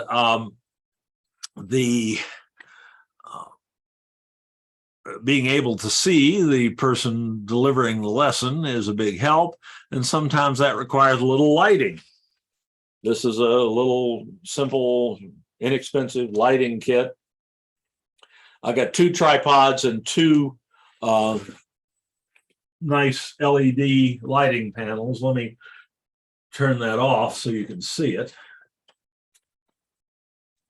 Just a little LED light, and it takes power off the laptop and or off the USB hub. It's plugged into the USB hub just for power. It doesn't communicate with the hub in any way. It just needs the power that the hub can deliver. And it gives you quite a good bit of facial lighting so that people can actually see you. Dave? Yes. I mean, you see a lot of those circle ones, or I guess they're called circle lights or Lights, yeah. Ring lights. Yeah, ring lights. So yours is like a little square. It looks like it gives more power rather than that circle. How is that different? Oh, they both work. Ring lights give you a little bit more even illumination. These tend to give you a little bit more punch, a little more power. The also this kit that I bought for about $45, I think, came with 2 tripods and 2 lights. I just didn't bother to put them both out today. Okay. But I thought maybe the ring was because people usually put their phone on the inside, those vloggers or whatever you call them. yes, that's another thing that people sometimes do with ring lights. You can, if you're using your phone as a camera, you can put it in the center of the ring light on a little holder, and then what the phone sees is relatively easily illuminated, or relatively evenly illuminated, I should say. But the ring lights work fine. They're mostly fluorescent lights. These lighting panels are LEDs, and they tend to get, they'll be brighter than the ring lights usually. So it's a trade-off. It's a matter of what you want. Can you replace them? It doesn't look like it. Uh, Look like when it burns out, you have to just replace it, the whole thing. Well, I suppose theoretically you'd have to, but one of the things about LED bulbs is that they last nearly forever. Okay, thank you. So the chances of you using it enough to actually burn it out are really low. Also, that's not one LED bulb, it's about 30 or so Like polka dots. behind that white plastic. They look like a bunch of polka dots under there. Yeah, exactly. A bunch of polka dots. Even if one or two of them went out, you'd still get a fair bit of light. Good question, though. But if it did fail, you'd just have to replace it. But it wasn't very expensive to start with. So, by the way, all this equipment that I'm talking about here, I have a list online that has what's in my system. Not to say that that's the only things you should buy or anything like that, but if you're just looking for a place to get started on that, I'll supply that. When I put this recording online, I'll put a link to that equipment list in the spot where you access the recording. So if you're interested in any of this, you can see where to get it. I'll put links into Amazon and other vendors and so on where you can go right there and buy it or look for something like it. All right. And of course, for this to be truly portable, you have to be able to carry it around. And that's going to take a pretty good sized bag to get all of this stuff in. And there's sitting behind the phone there is a little backpack that I bought to carry this around. It was designed specifically for this sort of thing. I got it on Amazon. I'll put the link to that I have a link to that in the equipment list. And it'll hold all of this stuff in a container that you can throw on your back and walk through the airport with. It's sized to fit in an overhead bin on an airliner, so you can carry it through security. Though I'd say the chances of you getting pulled aside are pretty good because of all the electronics in it. They're going to want to take a look inside, I suspect. I've only traveled with it in cars so far, so I haven't had that experience yet, but I wouldn't be too surprised. But there's nothing in there that's illegal, and all the devices are certified to fly. And you can just shove it up in the overhead bin and pull it down at when you get off. If there is a drawback, it's the weight. With the bigger laptop and the bigger screen and so on, this thing weighs about, the bag when it's fully packed weighs a little less than 20 pounds, which is still within legal limits for the airlines, but it requires a bit of an effort to get it up into the overhead bin. When you're my age, usually some nice young Marine or somebody will come by and help you get it up, help you get it up in the bin. I had to depend on things like that more than once after passing 70. So This is my portable teaching studio. You may or may not need all of this. You may be perfectly happy just with a laptop. And that, if that works for you, great. Depends on what you're teaching and how ambitious your goals are in your teaching. But you can certainly get something that you can carry with you and you can use anywhere, that you have just a little bit of table space to set it up. Okay. Oh, and I was also going to show you everything I've demonstrated so far has been Windows PC based, but it certainly doesn't have to. You can certainly use a Mac laptop, but you're not even limited to Mac laptops anymore. Here's a Macintosh computer you can travel with. It's this little gray box here is the computer, the Apple on top. That's a, whoa, just about knocked my camera over. That's a Mac Mini. And I have spent a considerable amount of my career, when I had a career, discouraging people operating in institutional environments from buying Apple computers, Macintosh computers, because they've always been overpriced and underpowered and didn't live well for a long time in institutional type environments, corporate type environments, like a community college district. Not only that, about 75% of all computers, personal computers in existence, are Windows computers. About 15% are Macs. The remainder is made up by a few things like Linux computers and Chromebooks and things like that.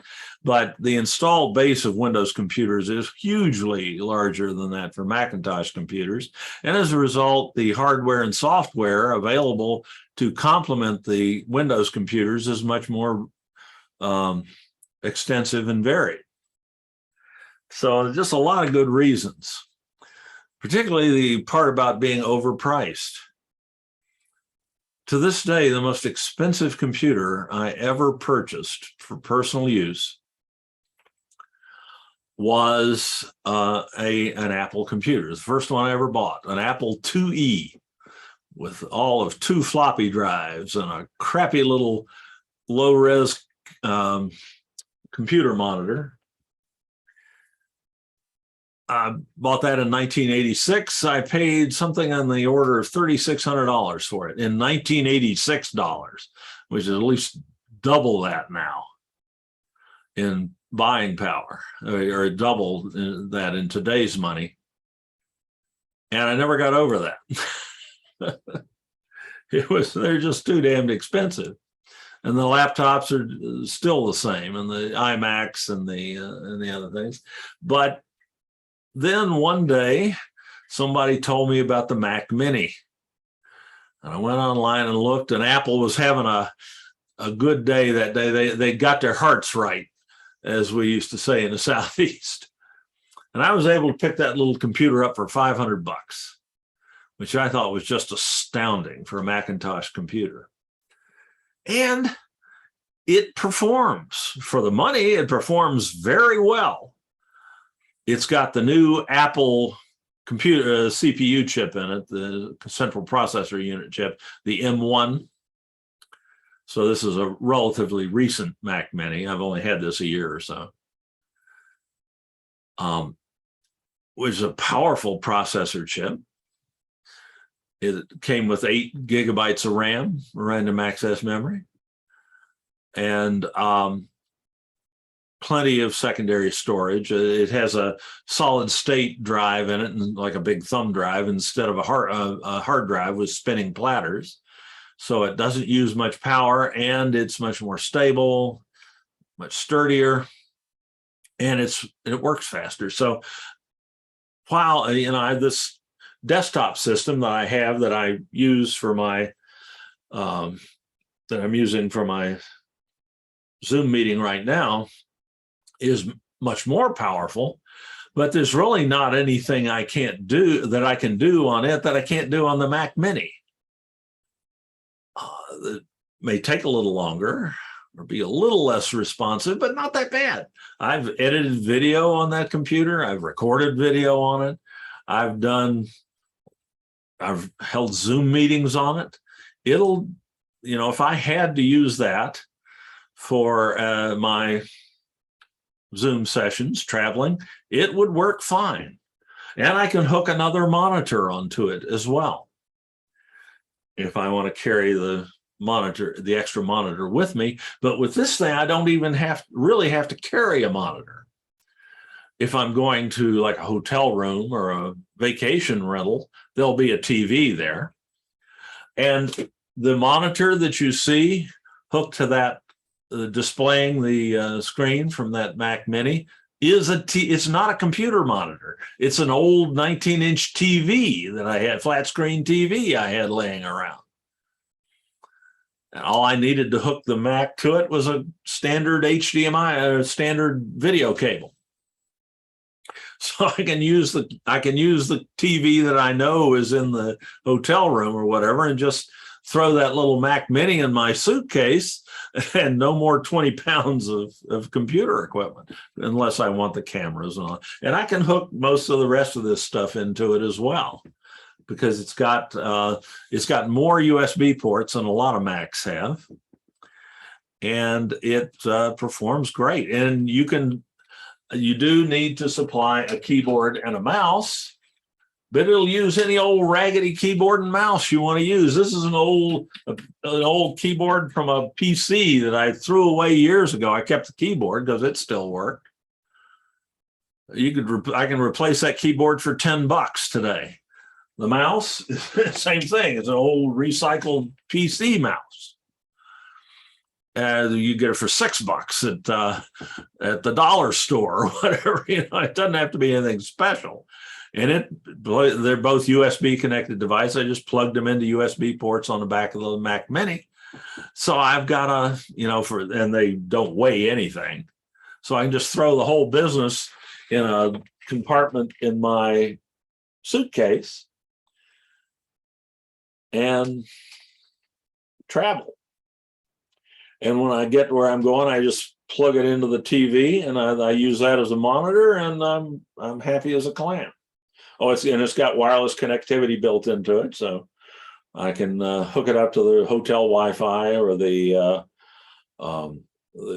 wireless hotspot or my tethered phone or whatever, just as I can with a Windows PC. So while an Apple MacBook will work just as well as any Windows laptop for this sort of thing, this is even cheaper. If you're a Mac person, this is even cheaper and lighter and easier to carry. Requires a tiny bit of setup when you get there, but once you've done it twice, it just takes you a few seconds to get it going. And I'm really quite impressed with it. I can't believe it. It's first Macintosh computer I feel like I could, in good conscience, recommend to anyone since forever. So what would you recommend for like the traveling purposes? What kind of monitor for that? Well, I would hope that you just have a TV wherever you went, wherever you were staying, that you could plug this into. Because Okay, so just use a regular like TV or something like that. Just a regular TV. That's what that is. It's a regular TV.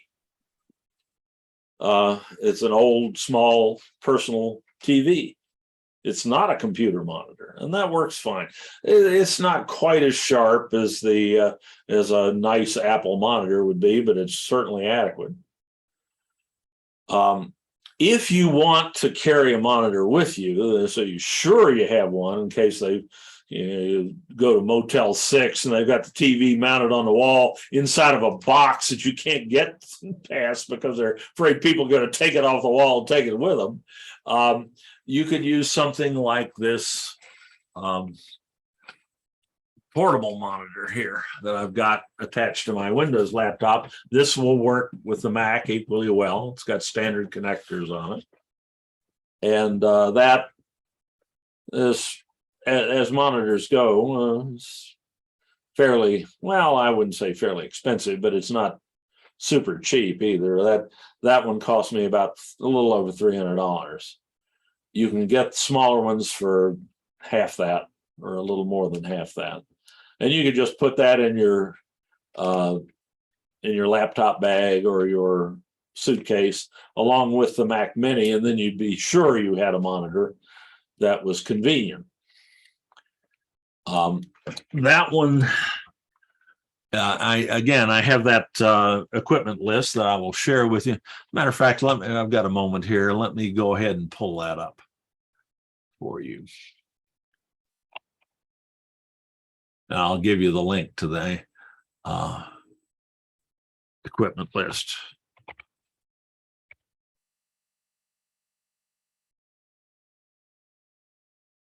Nope, that's not it.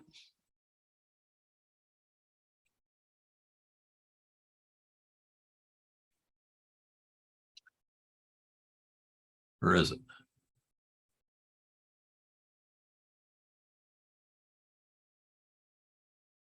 No, that's the big one. Let me see. Portable Studio.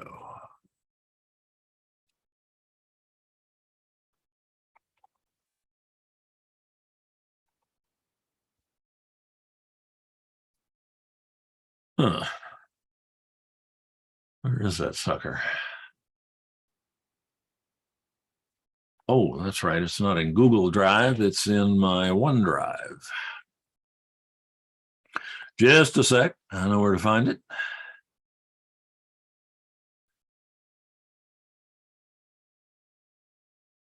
There it is.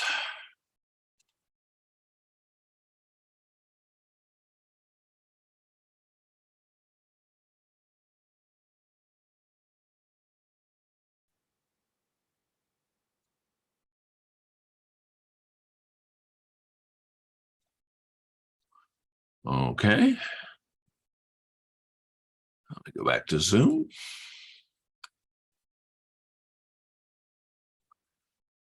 And I'll put this in chat tool.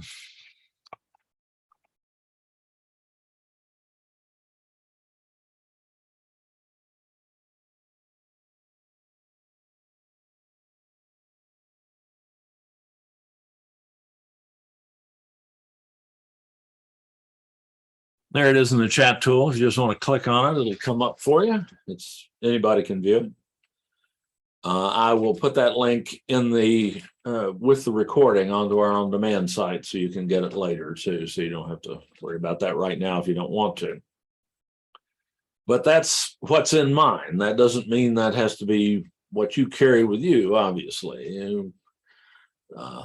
It'll just give you an idea of where to look for some of the things that you might like to carry with you, and you pick and choose what makes sense to you to carry with you. Like as a woman, you want a little makeup in a mirror. I'm going to leave that one alone. Let's see, let's get back to there I am.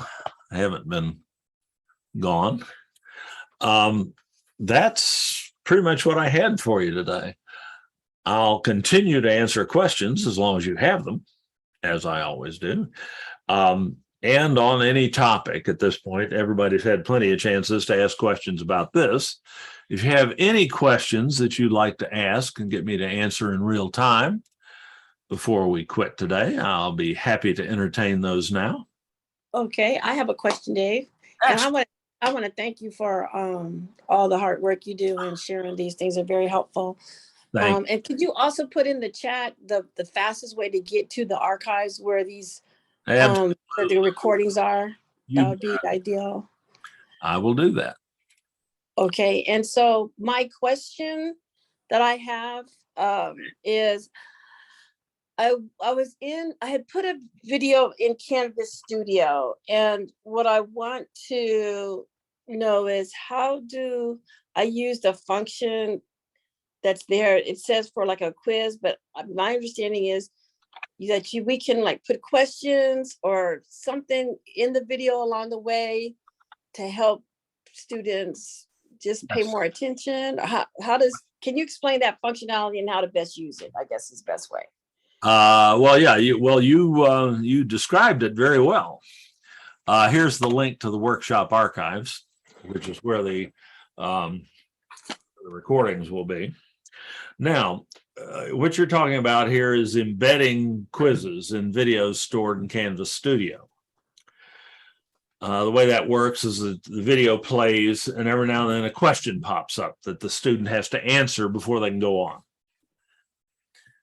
And you can record a grade for that if you like, though its primary value is instructional, because it makes the student think about what you just said. You can make the question pop up anywhere in the video you want it to. So you can present a concept and then ask one or more, and then have one or more questions about that concept pop up right after you finish talking about it. You say, well, gee, that's not much of a challenge. They ought to be able to answer that. Well, yeah, they should. But the whole point is to make them think about it actively. And that really helps cement it into their memory and into their long-term memory, and it makes it more likely they'll understand it later if they have to actively think about what you've just said. And there have been all sorts of instructional experiments on things like that that demonstrate that low stakes, simple objective quizzes given right after a presentation really help students remember and understand what was presented in the lecture or the shorter presentation. So it's an instructional gold mine, and it's not that difficult to do. Okay, so let me ask a question before you move on. Go ahead. Okay, so they're watching the video, and then the video stops, Right. And then the instructor comes on and poses a question. Is that right? Or is that audio, or is it typed? No, it's just a printed objective question. It can be multiple choice, multiple answer, or true false. Okay, so it's set up as like a pop quiz, kind of. Right, exactly. It's exactly what that is. Okay, now, and so just like in Canvas, unless it's anything but an essay, right? You're going to give them the options, and then they're going to tick and identify which option it is. With Canvas Studio, it's only objective questions, multiple choice, multiple answer, or true false. There is another tool called Edpuzzle. I'm typing that into the chat tool because it's not obvious how that's spelled necessarily. Edpuzzle is a tool that allows you to insert questions, very similar to what you can do in Canvas Studio, but it allows you to insert questions into YouTube videos that you own. Actually, I don't think you have to own them, come to think of it. I think you can insert them even in videos that aren't yours. And the same thing will happen. It will pop up a question every now and then in the place that you designate. And Edpuzzle allows you to do essay questions or open-ended type questions where the students have to type something. And Canvas Studio doesn't. So Edpuzzle has that advantage, and Edpuzzle is free. I did a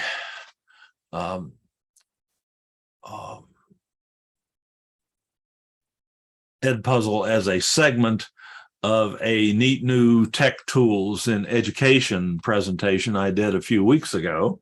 Let me see if I can find that one.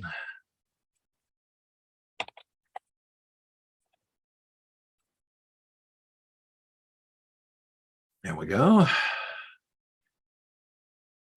Right, here's that link in the chat tool. That's the one with Ed Puzzle in it.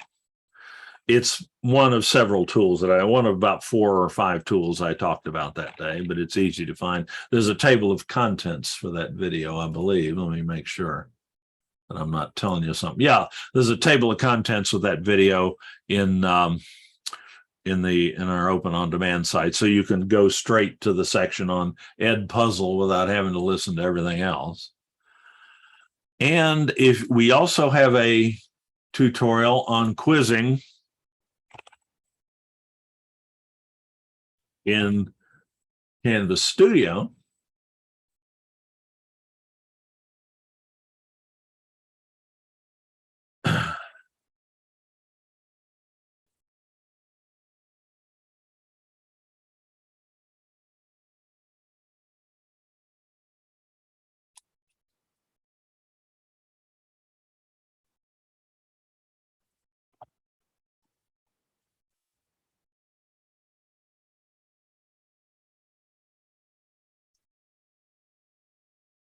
And there's that link. So that will give you everything you need to create quizzes in Canvas Studio. And we use that technology in our, let me get this, where I'm done with the PowerPoint presentation. Let me get that off there. We use that technology in the Canvas Studio technology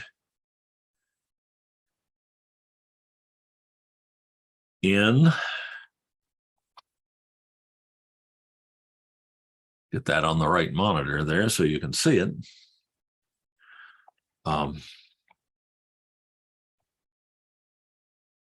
In Canvas, we have a site that's available to all faculty and staff at the district that provides you the opportunity, once you can earn flex credit again, provides you with the opportunity to earn flex credit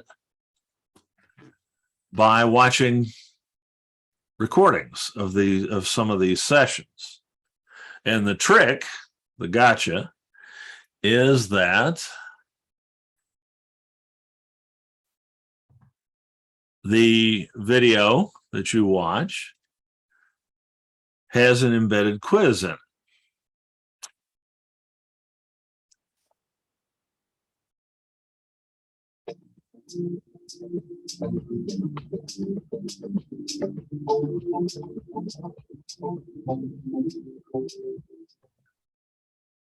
Well, good afternoon, and welcome to this afternoon's. And you'll be listening and watching and so on. All of a sudden, bang, a question will pop up. It asks you something about something I've just covered. And these are designed to be real simple. The point here is not to have you take a quiz. The point is to have you think about what I've just said. And also, since you can't finish, since in order to answer all the questions, you have to watch the whole video because we have them scattered throughout. It gives us, if anybody ever questions, well, why are you giving people flex credit for just watching recordings? How do you know they watched it? Yada, yada, yada.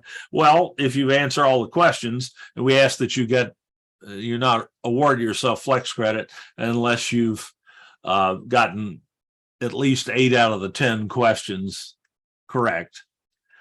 You just answer, Canvas Studio is all the above, and you just continue. So what videos can you, and keep going, share URL to clipboard, and then go back to Studio Library up with all the YouTube videos that you find useful.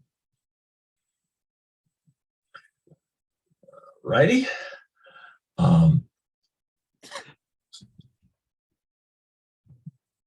Let's go back to PowerPoint there. So adding videos to Canvas Studio is pretty trivial. And then boom, here's the next question.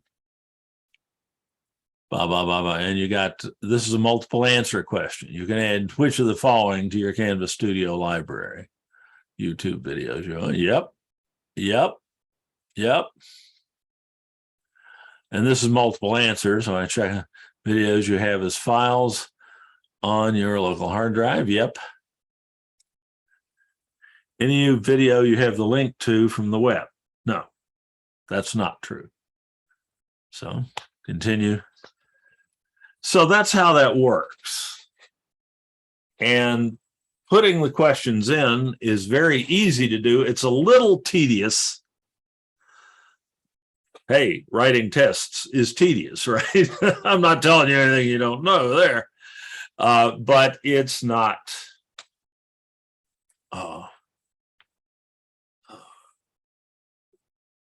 not difficult at all. And that tutorial will show you exactly how to do it. And if you have any questions, as always, you are welcome to email me with them. All right. So that's Canvas Studio quizzing. And also I sent you the link to how to use Edpuzzle for free. And if you want to collect responses from your students that are not just, pick A, B, C, or D, or check the box or whatever, you can use Edpuzzle and have them type essay-like answers. And you have a bit more flexibility. Edpuzzle is a little more complicated than Canvas Studio, but by no means difficult, even so. Okay, how about another question? I have a question, but it's kind of to the entire group. I wanted to know if anyone was teaching with HyFlex, not hybrid, but HyFlex, where you have part of your students in the classroom and some of them are at home. Because I've seen your video. I even took notes. I think I missed the first half of one class, but I saw the last half of it. And thank you again for answering my email. I know I had a lot of questions. Oh, I'm happy to do so. Yeah, but I would like to actually see it in someone's classroom, someone who's actually done it. That's a really, if somebody would be okay with that, that would be a wonderful way to do that, or a wonderful. So no one here, no one from continuing ed or knows how it's done? Because I really do think it'll help with keeping numbers up for adjuncts, especially since it's a numbers thing. And it does help in that regard. And continuing ed is running an extensive pilot on HyFlex right now. They're the only one of the organizations at the district who's doing that I'm aware of it to any extent at all. And they have been doing it for well over a year now. So they have a lot of data. They have a lot of experience. I would probably point you to Ingrid Greenberg, who is one of the point people on that at Continuing Ed. She does a lot of the, she's involved heavily in the pilot and has done it herself. And let me get you her email address. So let me make sure I get it right. I'm going to go to my Outlook here and pull up her email. Can you also put the archive and the equipment one back in, Dave? I came on my computer and I don't see it in the chat. I will, just a second. Thank you. Be happy to.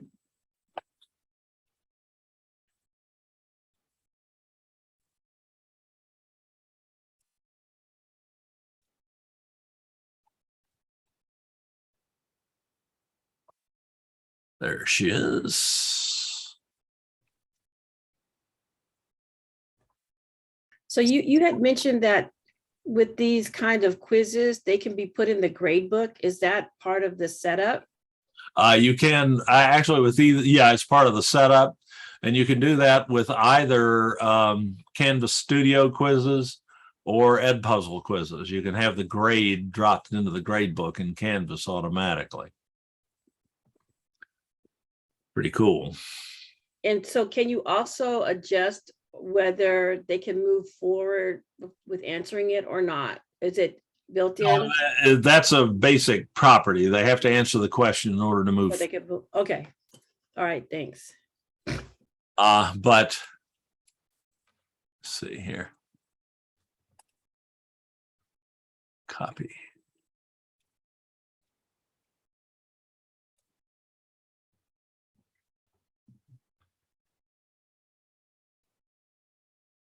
Come on.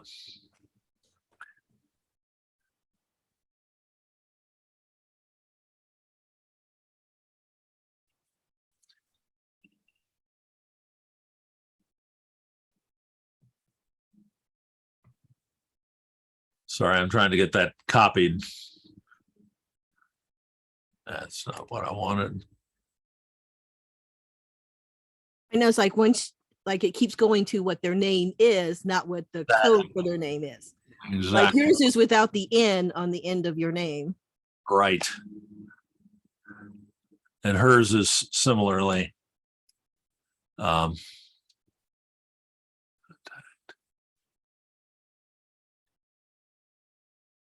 Copy email. There it is. They've changed that interface a little bit since the last time I used it. Okay, now I should be able to get that into chat. Yep, there she is.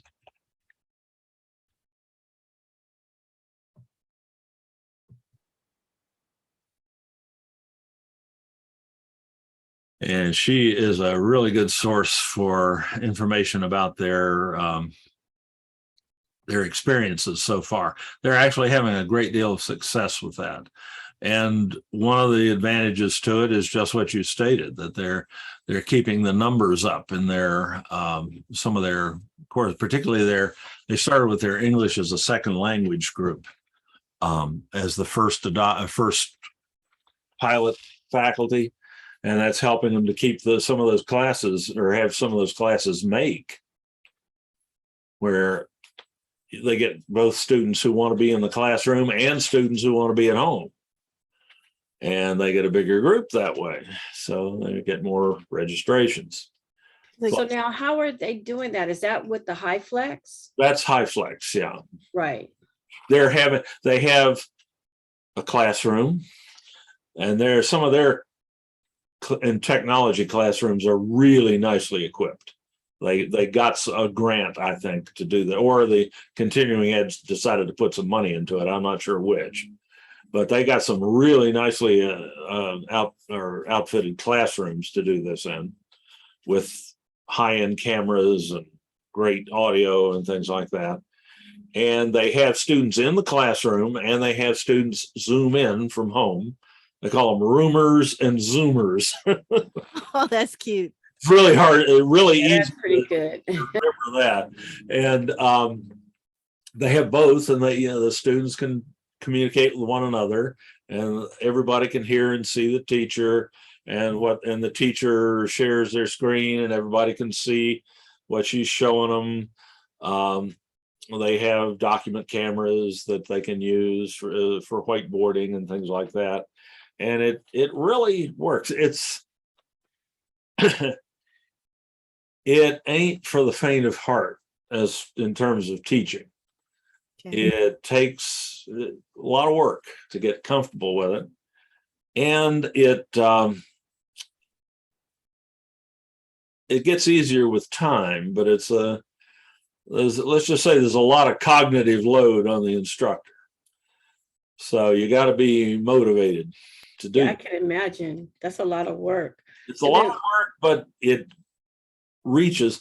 The way I like to point it out is that there are something like 32 words in the mission statement of the district as a whole, and that includes articles, okay, and conjunctions.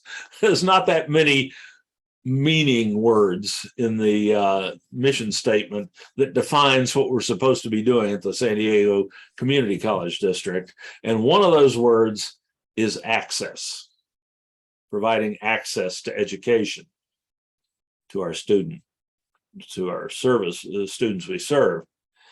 And that is the epitome of access to education. The student can take the course, whether they can come to class or not, whether they care to come to class or not. One day, if they want to come to class and they want the benefit of being in the classroom, being able to see the instructor and ask questions directly, they can come to class. The next day, if they just don't feel like it, or if something's happened, their babysitter fell through or something like that, they can take the class from home. And they can go back and forth as often as they like. So it makes it so much easier, so much more accessible in the non-disability sense, to makes education so much more accessible to these students. And that's what we're supposed to be about at the community colleges. Yeah, because I know you mentioned the meeting owl, and I think that's expensive. I don't have one of those, and I don't think I can afford one of those. I mean, I don't have one of those either, and have no plans to acquire one. Those things are $1,000 a piece. That's an automated camera that will follow you around the room as you're talking. Mhm. If you're moving and writing on the whiteboard and things like that in the room, it'll follow you. And it'll also pick up audio from about a radius of about, or a diameter of about 15, radius of about 15 or 20 feet. So it makes it easier for the students to hear you. You don't have to wear a microphone. You don't have to stay near a microphone on a podium. You can move around and talk, and everybody will hear you both at home and in the classroom. And it will pick up audio, voice or speech from the students in the room and send that to the ones at home. So is that mounted on in the ceiling? How, or is it a drone? Or is it No, literally following you? It's a little kind of a cylindrical camera and microphone together. they kind of made it look like an owl.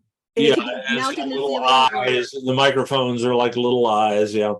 And it sits on a table somewhere convenient, like on the instructor's desk or whatever. And then it can pick up video 360 degrees around. Whoops, sorry. Okay, so it's not literally following you. It's It's stationary. rotating. It's rotating. Okay. Yeah. Let me give you if you're interested in that, let me give you the URL for the website. But a cheap workaround would be having a mic and 2 cameras, wouldn't it? Right. And, Yes. and in our department, we have video digital stations, and they can be live streamed. I don't know how to do it yet, but I know it does. Can be done. So that would be the cheaper workaround since it's already there. These ain't cheap. That is absolutely true. These ain't cheap. So I gotta look for the poor person's. Me too. Me too on that I one. wouldn't call it poor. You just say, something that's Cheaper, more bargain.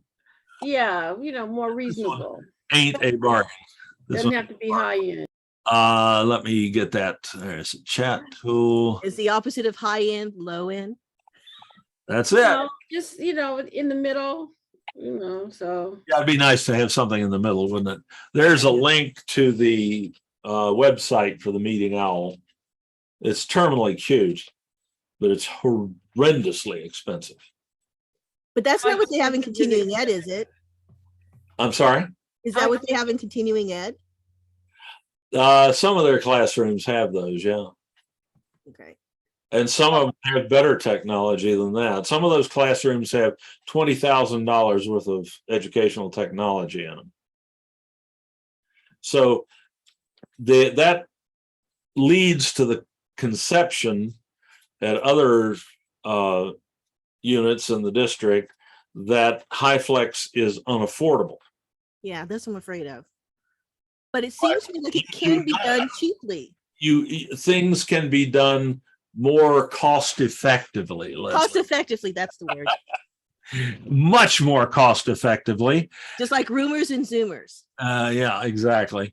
And you can do an awful lot with a whole lot less money. I did a session not too long ago on that sort of thing.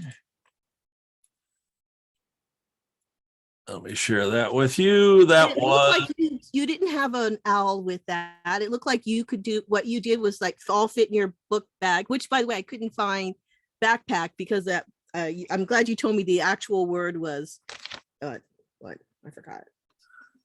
Yeah, I don't think backpack was listed in the description of the meeting. It wasn't.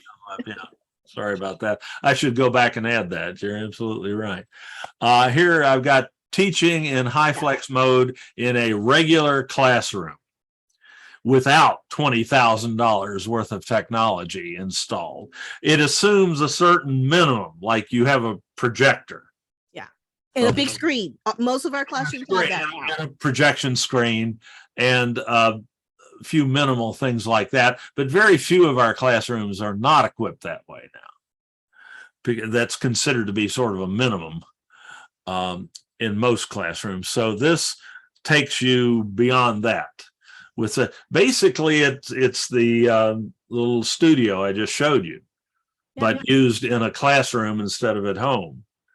And an extra mic, an omnidirectional mic. Some extra mic, yeah, just like I had here. This system has, I didn't mention that, but this the little home system, yeah, like the Blue Yeti, or even smaller stuff. This system I've got here has 1, 2, 3, 4 mics in it.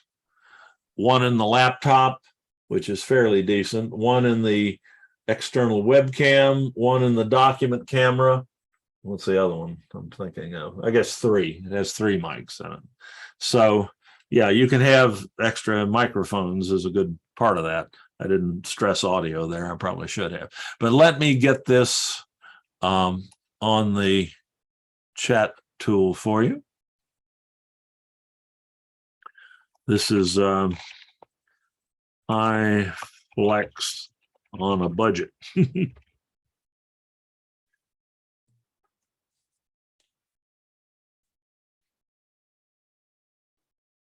Okay, now we also got to ask for the equipment list for the portable studio. Yeah, and the archive and the address of the archives, right? Yes, sir. Thank you. My pleasure. Let me see here. Why isn't the archives attached to Canvas in an easier way? Like it should be in that, what do you call that? That side panel. Oh, the Canvas help. We do have our Canvas tutorials listed there. Mm-hmm. Okay, and that's the same site. So you can, if you click on SDCCD Canvas tutorials, it'll take you to the on-demand site where you can then go to the workshop archives. But it may be not a bad idea to go ahead and put that in there directly. I think that'd be a great idea. I'd have to get permission to do that, and that's a very reasonable request. So I will pass that along to my boss and see if he's okay with that. I can put it in. I just don't want to. I don't want to be altering their system as the pro from Dover here. That's not appropriate. Also might result in my sudden loss of employment. I prefer to avoid that. And it wouldn't, but I would just to be. Should we all put it in a suggestion box? Professional. I think I can probably get them to go to okay that. I'm just looking for that. Oh, there it is.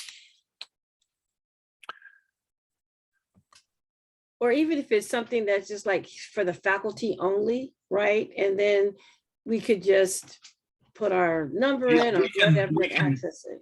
We can tailor those help links so that only a particular population sees them. That's a good point. Yeah. You don't want students knowing all our secrets. Well, but the site, on the other hand, is totally open. Students can go in and watch anything they want, but it's not going to do them much good because they don't have the kind of access to Canvas that they would need to implement any of it. But they can see how you're doing it. Okay, let's see. This is the equipment list.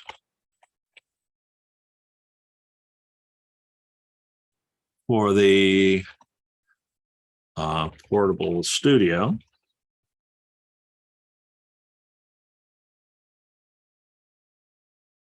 And anybody can view that. And the workshop archives.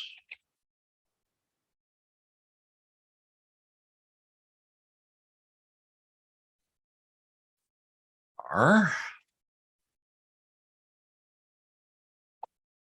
Get that URL. Click more. Okay, that's the link to that's where all the recordings go. And there are recordings there going back to like 2014 or so. Even a few that are older than that. We try to cull out the ones that aren't, current anymore, aren't useful anymore, but there's a few that are through the old ones that are still useful, we hope. And there's there's several hundred recordings there. So I have a question back to the Canvas studio. Very with the good. quizzes. How difficult is that to embed the questions? Is that easy to do? Yeah, it's pretty easy. Let me pull up my Canvas studio here. Get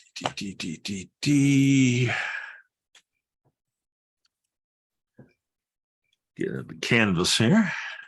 And can we, now that I'm thinking about it, can we is it possible to set it up where, well, do we have to call it a quiz versus like giving them extra credit points for doing it that way? I'm just asking. You could,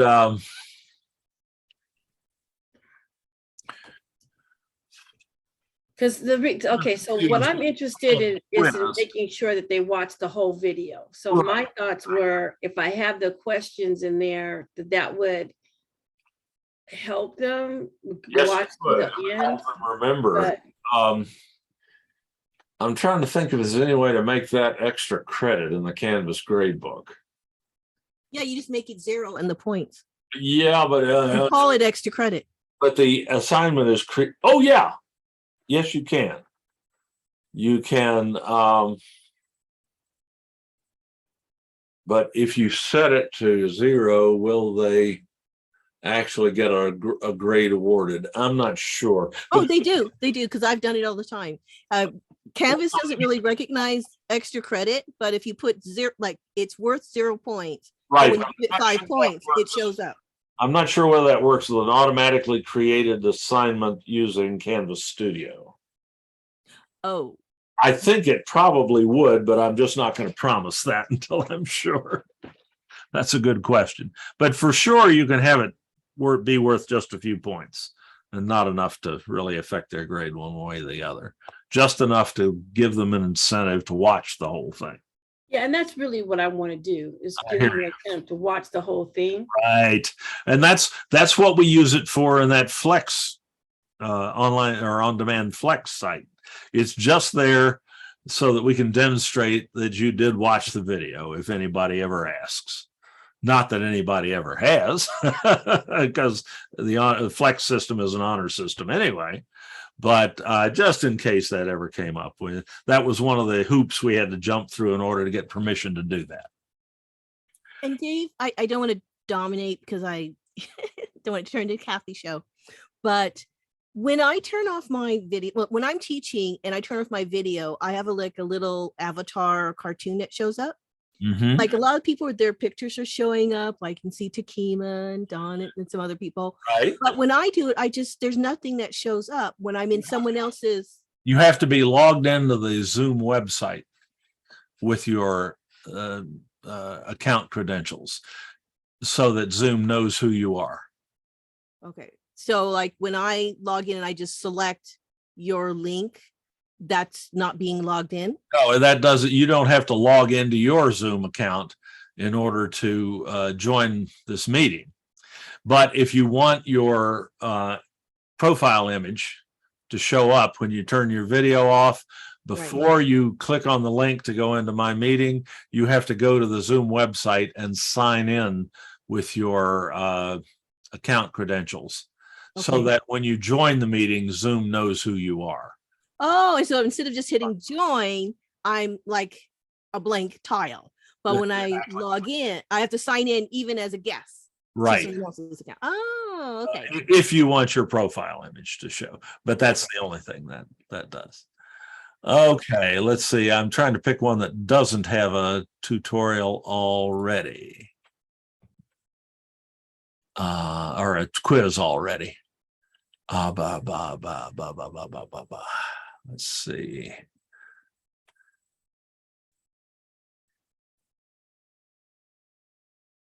Are those buffalo? Yeah. Yeah, for a video I shot last time, the time we went to Yellowstone. Okay, this one will do. Here's a little seminar I did on, not a seminar, it's a little screencast on the basics of very basic basics of Excel formulas. All right. So, and now I'm recording. And let me share this screen. You'll be able to see it and hear it better.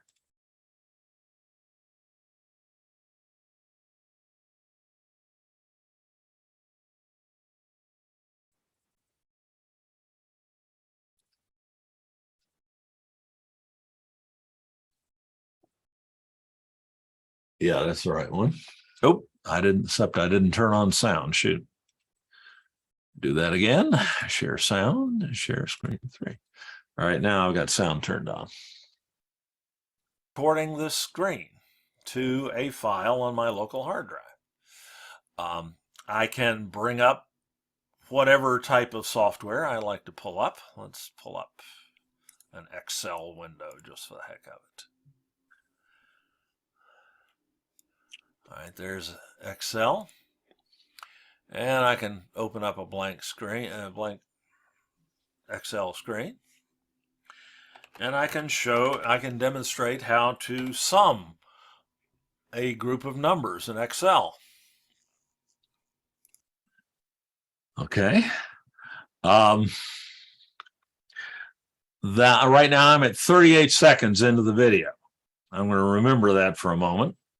I'm going to go back to the library, back to the video, and I start the quiz from my library page. And instead of viewing the video to start the quiz, I click the little context menu associated with the video, the 3 dots, and I've got an option to create a quiz. I have to give the quiz a name.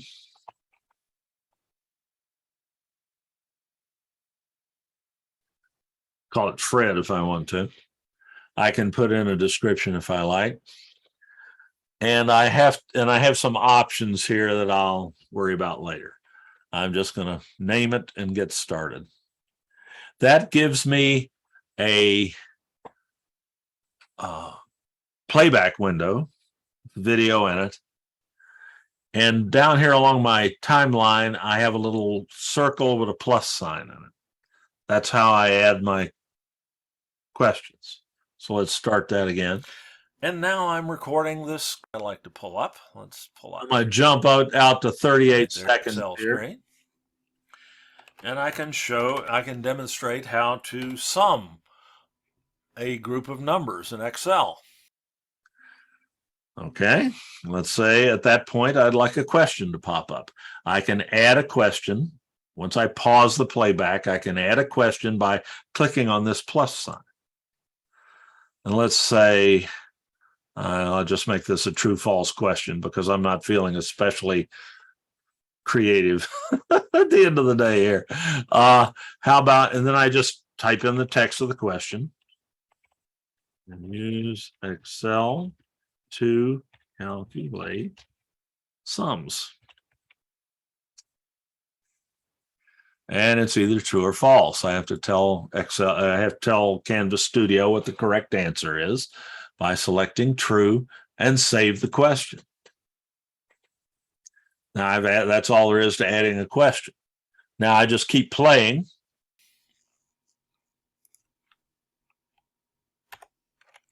Just enter some numbers at random. And if I want a sum of those numbers, I just go to the Auto Sum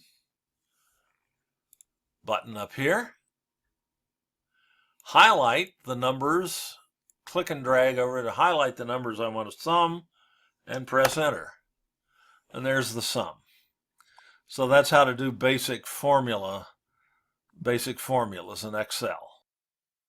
All right, another one. What if I just have a basic question? By a basic question, you mean where you just want? They're watching a video and it's historical content, and I stop it and I say, okay, I don't have any numbers or Excels or anything like that. Just a regular question. You like an essay or a short answer question? Well, something that you could answer true or false to. Does it have to be on this Excel? I guess is what I'm asking. Oh, no. I just picked this video because it was short. It could be any subject. Oh, okay. But do I ask the questions in this Excel format or no? Oh, no. The fact that Excel is on the screen here has nothing to do with the quiz. This just happened to be a screencast showing how to do something in Excel. This Okay. well be you could be playing an instructional video that you've uploaded, and you could stop and ask a question about what's just happened in the video or whatever, or something about a historical event. It doesn't know. The Excel here has nothing to do with the quizzing process.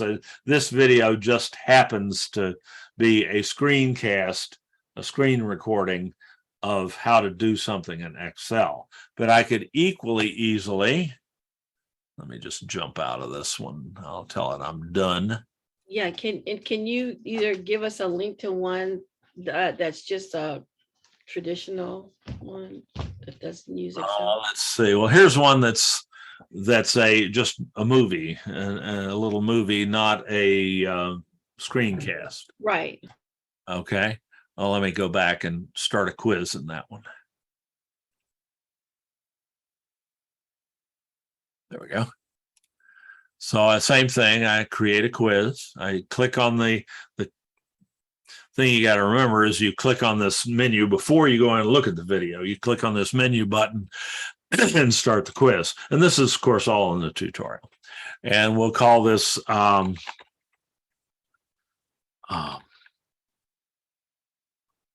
limiting reagents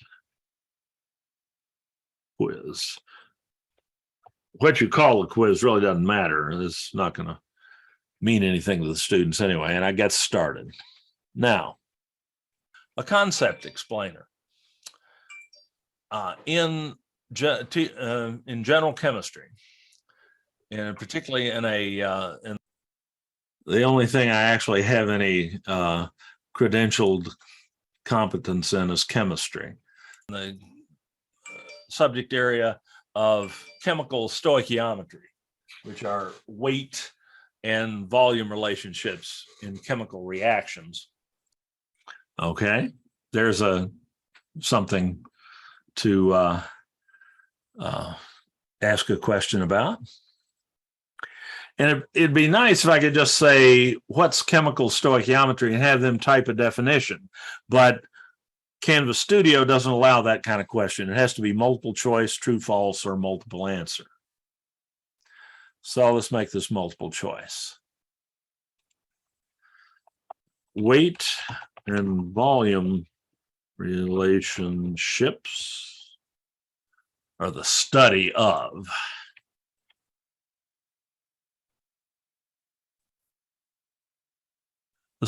weight and volume relationships in chemistry is called,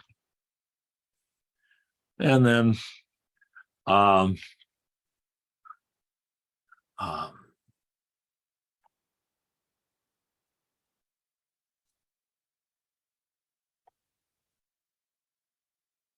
quantitative.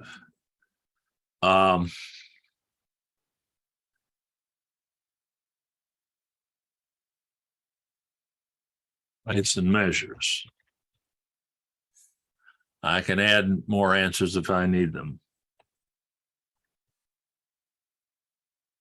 Can't believe I can still remember how to spell that.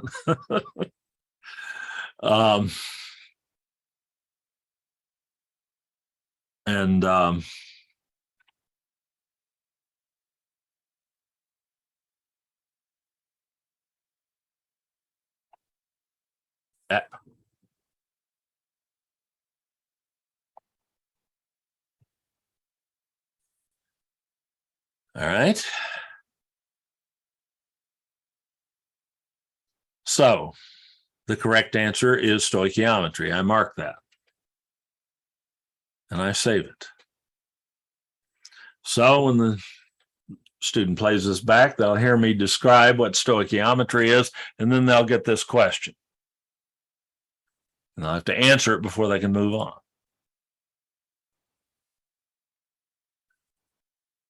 And I can keep adding questions.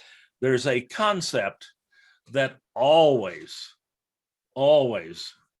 oxygen than I need. Demonstration on the concept of limiting reactants. All sorts of different types. But by definition, a cheese sandwich contains 2 slices of cheese. We're not pikers here. So the balanced equation is that 1 bun plus 2 slices of cheese yields 1 sandwich. I could put in a question like true, false. In order to calculate stoichiometric quantities,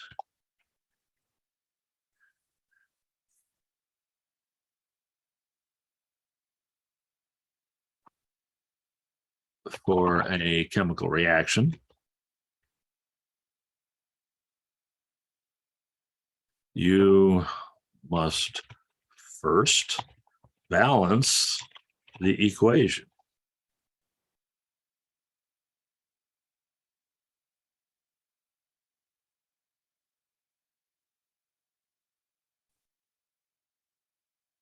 True or false? Well, yeah, true.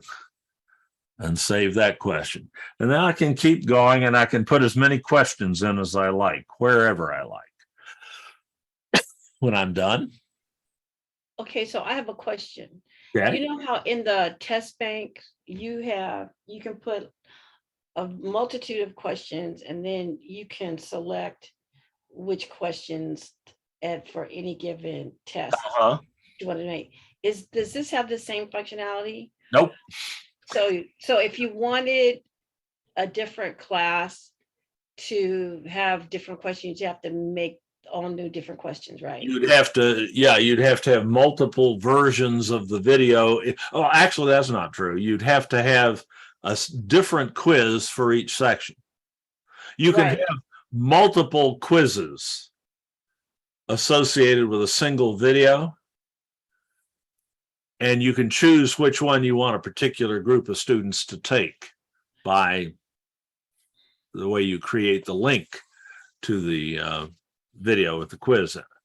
So I could do that, but I have to do it manually. I have to create multiple quizzes for the same video, and I have to type or copy paste. If I have the questions typed out in Word or something like that, I can always copy and paste the text in, but I have to do that separately for each question. I can't just have Canvas Studio pull questions from a question bank.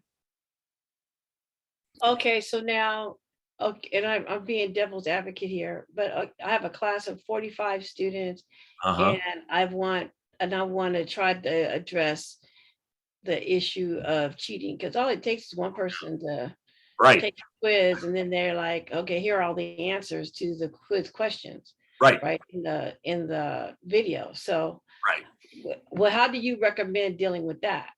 Well, there's not really, with a Canvas Studio quiz like this, is not really any way you can deal with that.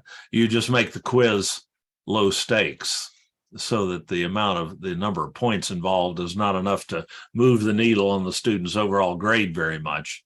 There's just enough credit to motivate the student to actually watch the video and answer the questions. But there's not enough credit to have a major impact on their grade. So it has to be low stakes, and they get the same benefit whether it's low stake, whether there's a lot of points or minimal points, as long as they actually watch the video and take the quiz. Indeed, you can have it so that the credit doesn't affect their grade at all. You could use it for extra credit, for instance, or not at all, and just require them to finish the video. Say, I'll know if you, by looking at your grade, quote unquote, in the grade book, I'll know whether you watched the video or not. And that's all I care about. And I'll give you, if you haven't watched it, I won't, you must watch it before I'll give you a grade, and so on. So there's lots of things you can do there, but there aren't any. Yeah, but I don't understand that. How could they watch it before you give them the grade? Because wouldn't they have to answer the questions along the way? Yes. Yeah, they watch the video and they answer the questions as they watch the video. When they finish the video, it tells them what they got right and what they got wrong. And you can't tell it not to do that. And then they'll know how well they did. And if you set it up in a certain way, the grade will go into the grade book. But there's no, no way to randomize the order of the questions or proctor it or anything like that. So it's open. It's fairly easy, would be fairly easy for them to cheat on it, but they still have to watch the video to cheat. They can't get any credit for it at all unless they watch the video. Well, not necessarily. All they have to do is wait for it to stop and then just put the answer in, because right, it won't move forward anyway. But if they do that, they've received the benefit. It's only if they're sitting there waiting for it to stop, as opposed to like doing something else. Well, yeah. And they could conceivably just, have their headphones in or something, be doing something else, and just wait for it to stop. That's true. But that would probably be more boring than just listening. So I think they're relatively unlikely to do that. But no, there's no high security functions built into this. It's strictly meant to be an instructional enhancement, not a high stakes assessment. You have to have questions like they do with traffic court, where it's not something you would naturally think is there, where they had to actually hear a name or hear something very specific, or what color was the sweater the person was wearing. Right. Yeah, you could do that. You could ask questions that they couldn't. Well, and indeed, typically they would not be able to answer the questions unless they had listened to the video. So you can say, well, I'm not going to give you credit for this unless you get so many questions right. That's how we do the flex. We ask that you not give yourself flex credit unless you've gotten 8 out of the 10 questions right or better. Okay, so question. I remember this was a while back, Mm-hmm. and I can't remember if you said it or somebody else. Is there a way to, like, when they're watching the video and either interject something in the video or at a certain point, like you have the question pop up, right, to be able to see something, and like you're watching the video and then something comes across the screen or something kind of flashes. Do we have any capability like that, so that they would have to actually watch to be able to see that? That's a good point. Yeah. What was the secret word that popped up in the middle? Right, exactly. And I remember being in some workshop or something where that conversation was had, that, like something could pop up, and then you could, if you caught it or saw it, then you could report it. That's a very good strategy. And yeah, you can do that. You can't do that in Canvas Studio per se. Okay. That would require editing the video to make something like that pop up.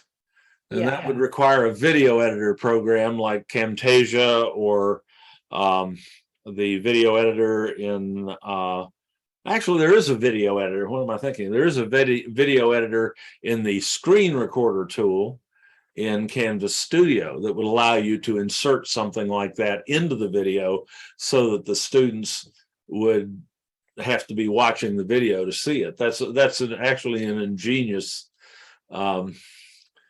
idea. Indeed, you could insert more than one. And so where would we do that at? That's inside the Is in actual the screen recorder in Canvas Studio. That's in the screen recorder, which you can make a video and a screen video in Canvas Studio by hitting the record button and saying screen capture. And you can open your recorder. So could we have a video playing in there and record it and then do it that way? You could. You certainly could.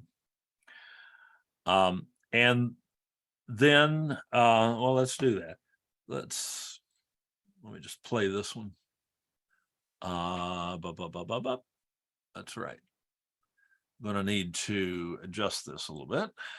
Bring this over here and share a different screen with you so you can see it.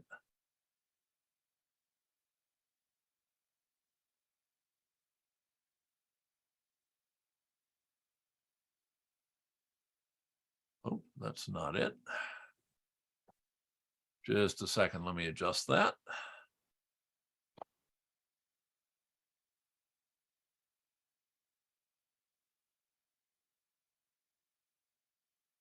Wrong one. There we go. Okay, had to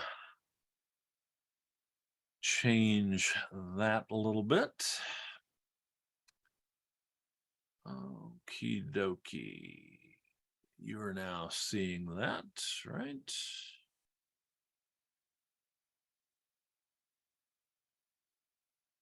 No, I need to kill my screen share. There we go. Whoa. I'll fix that. Just a second.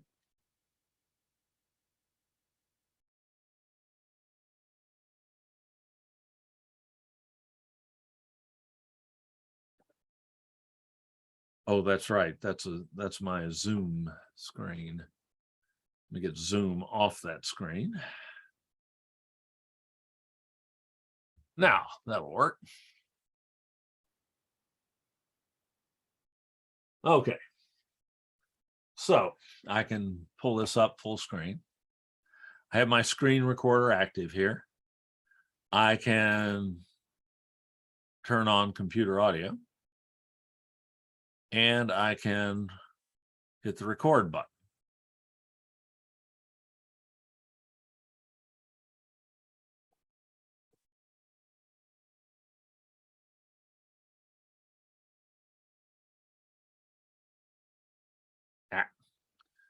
My playback button was in the way. There we go.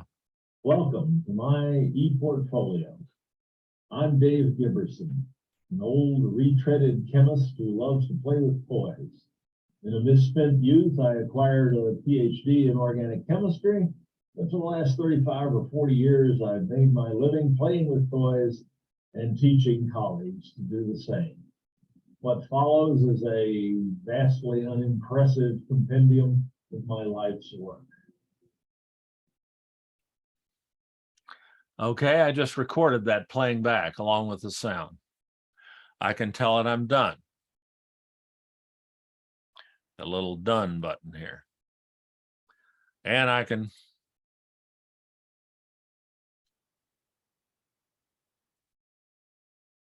I'm Dave Giberson, an old retreaded. Okay.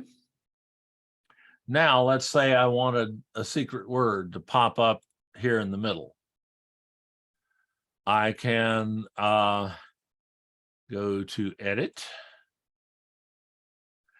And this process gets a little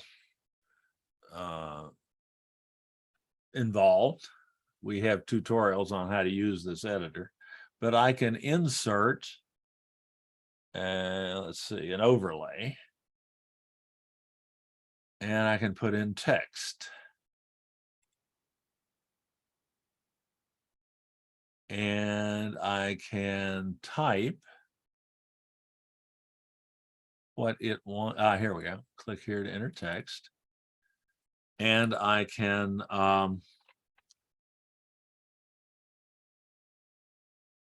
let's say the secret word is spinach. Done. Okay. So as we play this back, in organic chemistry. For the last 35 or 40 years, I've made my living playing with toys and teaching colleagues to do this. is that the general idea you had? Yes. Okay. And then I can say done. And if I were to edit the video directly, I'd get a little bit better quality than by recording it from the re-recording Yeah. the screen. So, But there so it is. could you drop like an image like in the background there or something like that? Yes, As it in the playback? absolutely. And then maybe one of the questions is, oh, what was that? What was Well, that they- picture of? Yeah. Indeed, I can insert a, let's see, overlay image. Yep. Overlay image. And I can pick any image file I have on here for my pictures library. Let's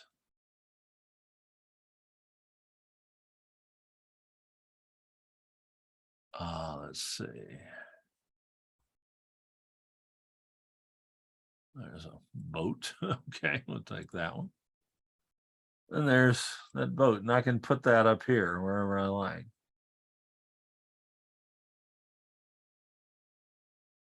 Okay, that. So now when I play it, An old retreaded chemist who loved to play with toys. In a misspent youth, I acquired a PhD in organic chemistry. For the last 35 or 40 years, I've made my living playing with toys and teaching colleagues. so you can put just an image up there. You're going to ask them, what was that a picture of? Well, it's a picture of a boat. Done. Right, exactly. That's exactly what I was talking about. Okay, and we'll kind of see, what shall I call this? Now, can you have that show for like a certain amount of time? Yeah. And then it's like after it stays there for like, Yeah. like 3 seconds. Yeah, you see this little symbol here, a little. Oh yeah, it's like a line. Right. You can Shorten it or lengthen it. lengthen it. Right. Or shorten it. Right. And govern the amount of time it spends on the screen. That is so cool. Okay. Video editing is really cool. And then I can just do this. I'm just going to call this edit sample and upload it. That'll upload it to Canvas Studio.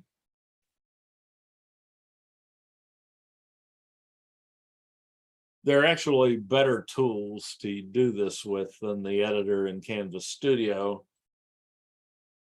They're more convenient, but some of them, they're either more complex than this or they cost some money. Right. But so this is something we can get like help with and absolutely and do this. And I periodically do editing seminars on editing video. So yeah. So let's say I go through the video, I find some things that I want to do, either to insert, right, or to give more substance. Because here's my thought: if I insert something, an image or something of something or some kind, or a word or something, now they really almost have to watch it in order to answer the question. Except you've got to be able to see how they're connected. The first one who watches it can pick up the phone and say, it was a boat. Right. So there's no way to really reliably secure embedded quizzes like this. That's true. But here's the thing. Let's say throughout the whole video, some of the imagery is not going to be there for as long as others. So Right. at some point, even if they're communicating with each other, if something is there for just a second, they've got to be watching. Everybody's got to be watching to try to identify what it is. Again, until somebody, or at least one somebody has to, and then they can share it with everybody else. Right, exactly. Just- So anyway, No way to secure it. To yeah, have we can at least make it funny. Make them try to work hard for it. exactly, you're gonna make them work for it anyway, and most of them are not going to buy. It's going to be you're making it so that it's easier for them to just do it than it is to cheat, and only the ones who are cheating on principle will actually try to cheat. Who's just doing it because they want to put one over on you, and there are always some like that. The rest of them. Thank you, Dave. I appreciate that. That's very helpful. Well, so yeah, if you're interested in video editing, more interested, I can recommend a. Can you put it in the chat for us? I can. I'm going to pull up the link here. I've got a video editing course in here.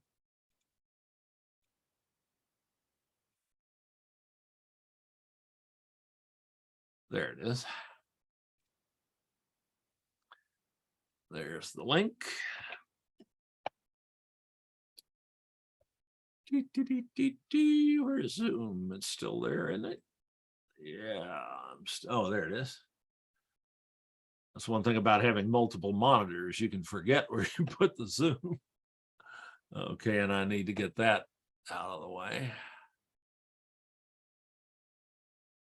Okay, now I can put that link in the chat tool. Editing. It's not exactly a course, it's a editing presentation.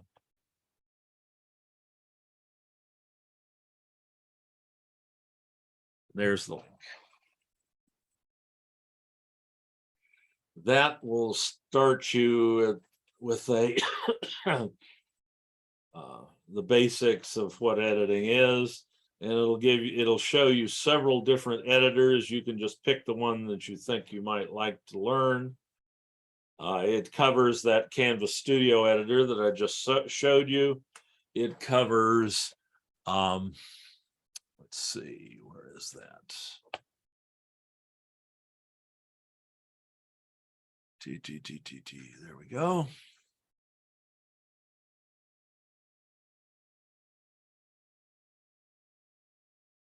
Covers the Canvas Studio video editor, a free editor called Shotcut.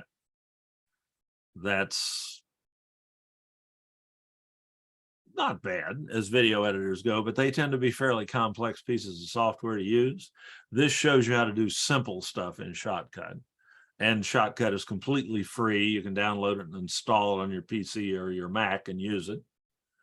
Lightworks, I don't recommend. It's really pretty opaque. Filmora is a good editor, but it costs like $40 for a year or something like that. Or the one that's easiest to use and most powerful is Camtasia, but that sucker costs about $200. So don't we have a version of Camtasia? I'm sorry? Don't we have a version of Camtasia or a connection with that? No, they don't. The district has never been willing to provide that faculty for free. They could buy a site license so that everybody could use it for free, but there's never been money for that. I militated for that for 10 years and unsuccessfully. It is a fairly expensive site license, but that is by far the best. That's the video editor I use several times a week. Is that $200 a year? Nope, it's a one-time cost. That's one-time cost. Okay. Let me see what the current price is. Sometimes they have sales. Let's see. It's provided by a company called TechSmith. And products, Camtasia by pricing, education, $212.99 one time. And I mean, my God, that's Is that good for a lifetime, or is that Yeah. just? Well, you know, they upgrade it over time. But you don't have to. And the major upgrades, like once a year, cost about another $100. But I've used versions of Camtasia for 5 or 6 years without upgrading them, and they still work fine. Mine's almost 15 years. Yeah, you can use it forever and it'll continue to work. You just won't get some of the new bells and whistles. So that $213 would hold you for 5 or 6 years, probably, unless you get the bug and you just, you know, they're counting on you getting the bug and wanting the newest and best every year, you know, just like Apple with the iPhones and so on. You know, they keep bringing new ones out. Oh, this was wonderful. It'll do things the old one won't, and so on. But the copy of, I've got a 10-year-old copy of Camtasia that still works nicely and does everything I need to do. I've got the new copy simply because I teach it from time to time, and I need the latest version so that I'm teaching what's current. But if I were just using it for my own editing and so on, I wouldn't have to upgrade more than every 5 to 10 years. And the upgrade's usually about half the price of buying it outright. So, and they know whether you bought it or not, and you can get an upgrade for much less than that. So is it worth it? Well, if you're actually going to use it, yeah, it's the best mid-price or low priced. That's a low price for a video. Can you put that link in the chat, Dave, I please? sure can. Just be sure to click on the education tab, and all you have to have to convince them you're an educator is an EDU email address. So when you create you'll have to create an account at the TechSmith website to buy it, and you just use your EDU email address as the login name, and they accept that as proof that you're an educator. So they're not going to make you, send in a copy of your ID or something like that to buy it for the educational price, which you can see is quite a bit less than the retail price. And let me put that in the chat too. You bet. Camtasia pricing. And like I say, I use this several times a week. When I have a glitch in a recording, one of these Zoom sessions, I'll just drop it into Camtasia and cut the glitch out and replace it and move on. I've got one recording from a couple of days ago waiting where something didn't work right the first time and had to try it a couple of times. I want to take out the bad try so I don't look quite as much like an idiot before I put it online. And I do that all the time. It's the best video editor program that I know, and the easiest one to learn to use. So it's Sounds like it's worth it to me. Yeah, I think it is unquestionably. If you are going to be editing video at all frequently, it's well worth it. And I can attest to it is easier than some of the others, but it's just the sound. You have to remember if you're taping sound on your computer, you have to turn the speaker off. That's the only thing. Right.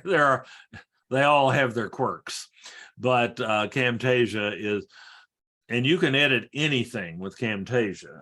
It started off as a screencasting tool, a screen recording tool, but you can put any video into Camtasia and edit it.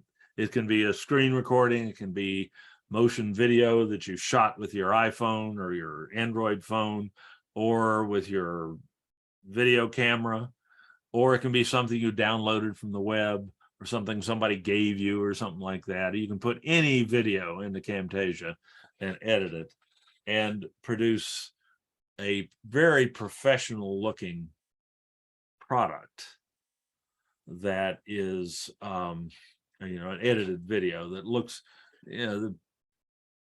looks good enough to submit to a film festival or something like that. It's very professional quality work. Yet the video editors that people at working on movies or TV shows use cost thousands and thousands of dollars, and this is 200 and change. So, and yet this one will do most of what, like remember the Blair Witch Project, famous indie movie. Oh, yeah, I remember. Yeah. They put it together with something. They didn't use Camtasia as far as I know, but it was something of comparable capability.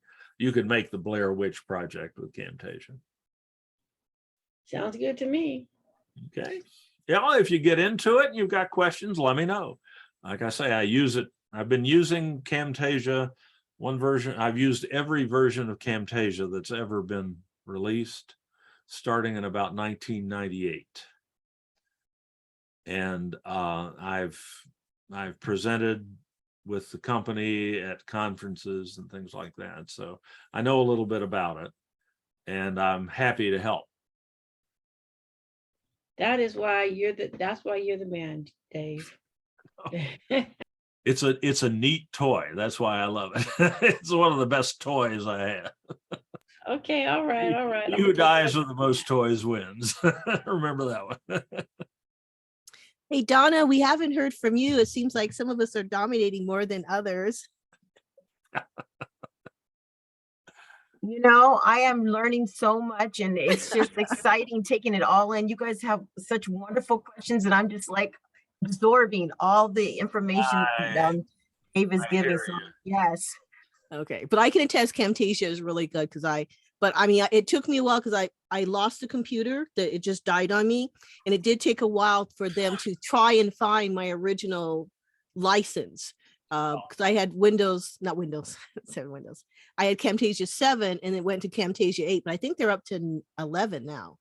They're doing it by years now. Okay. Camtasia 2022 just came out. I'm trying to decide whether to upgrade or stick with 2021, which works great for me. Actually, and mine's older than that, and it's still 10 years old. The 10-year-old one works fine for me. But anyway, if you ever have a problem finding your key, you just log in to the TechSmith website. When you buy the software, you have to create an account, and you can just log into the website and go to your little account. Yeah, but mine was so old, it took them a while to find it. Oh, they didn't have it online. Yeah. You can go to My Products, and it'll tell you all their products you own and the software keys. I probably shouldn't leave that on the screen very long. That's a bad idea. People will be using my software keys all over the world. But you can edit this last part. Well, no, those keys are like 15 or 20 characters long. You'd have to have of course, you could take a screenshot, I guess. maybe I'll edit that. Yeah, just edit it out. It's okay. You got the equipment. I do have Camtasia to do that. Okay. All right. It's been fun, everybody. Thank you, Dave, as always, for giving us thank you all for all the wonderful questions. That's always the best part of the session. Yeah. And I appreciate part of the recording. People can listen. There's lots of people out there have those questions too. So thanks for that. I always learn a lot from the questions that people ask, because you don't think of those are questions that you would ask also. That's right. That is so true. And that's why I was absorbing everything. So thank you, ladies, for coming up with those questions. And y'all have a good evening, okay? All right. Well, nice to see you too, Donna. Oh, and I finally did get my little cartoon. Y'all have a great weekend. You too. And I finally did figure out my image, how to get it up there. So that's why there's 2 of me. All right. Bye. Take care. Bye-bye. Yeah, I see that, Kathy. Wonderful. Bye-bye.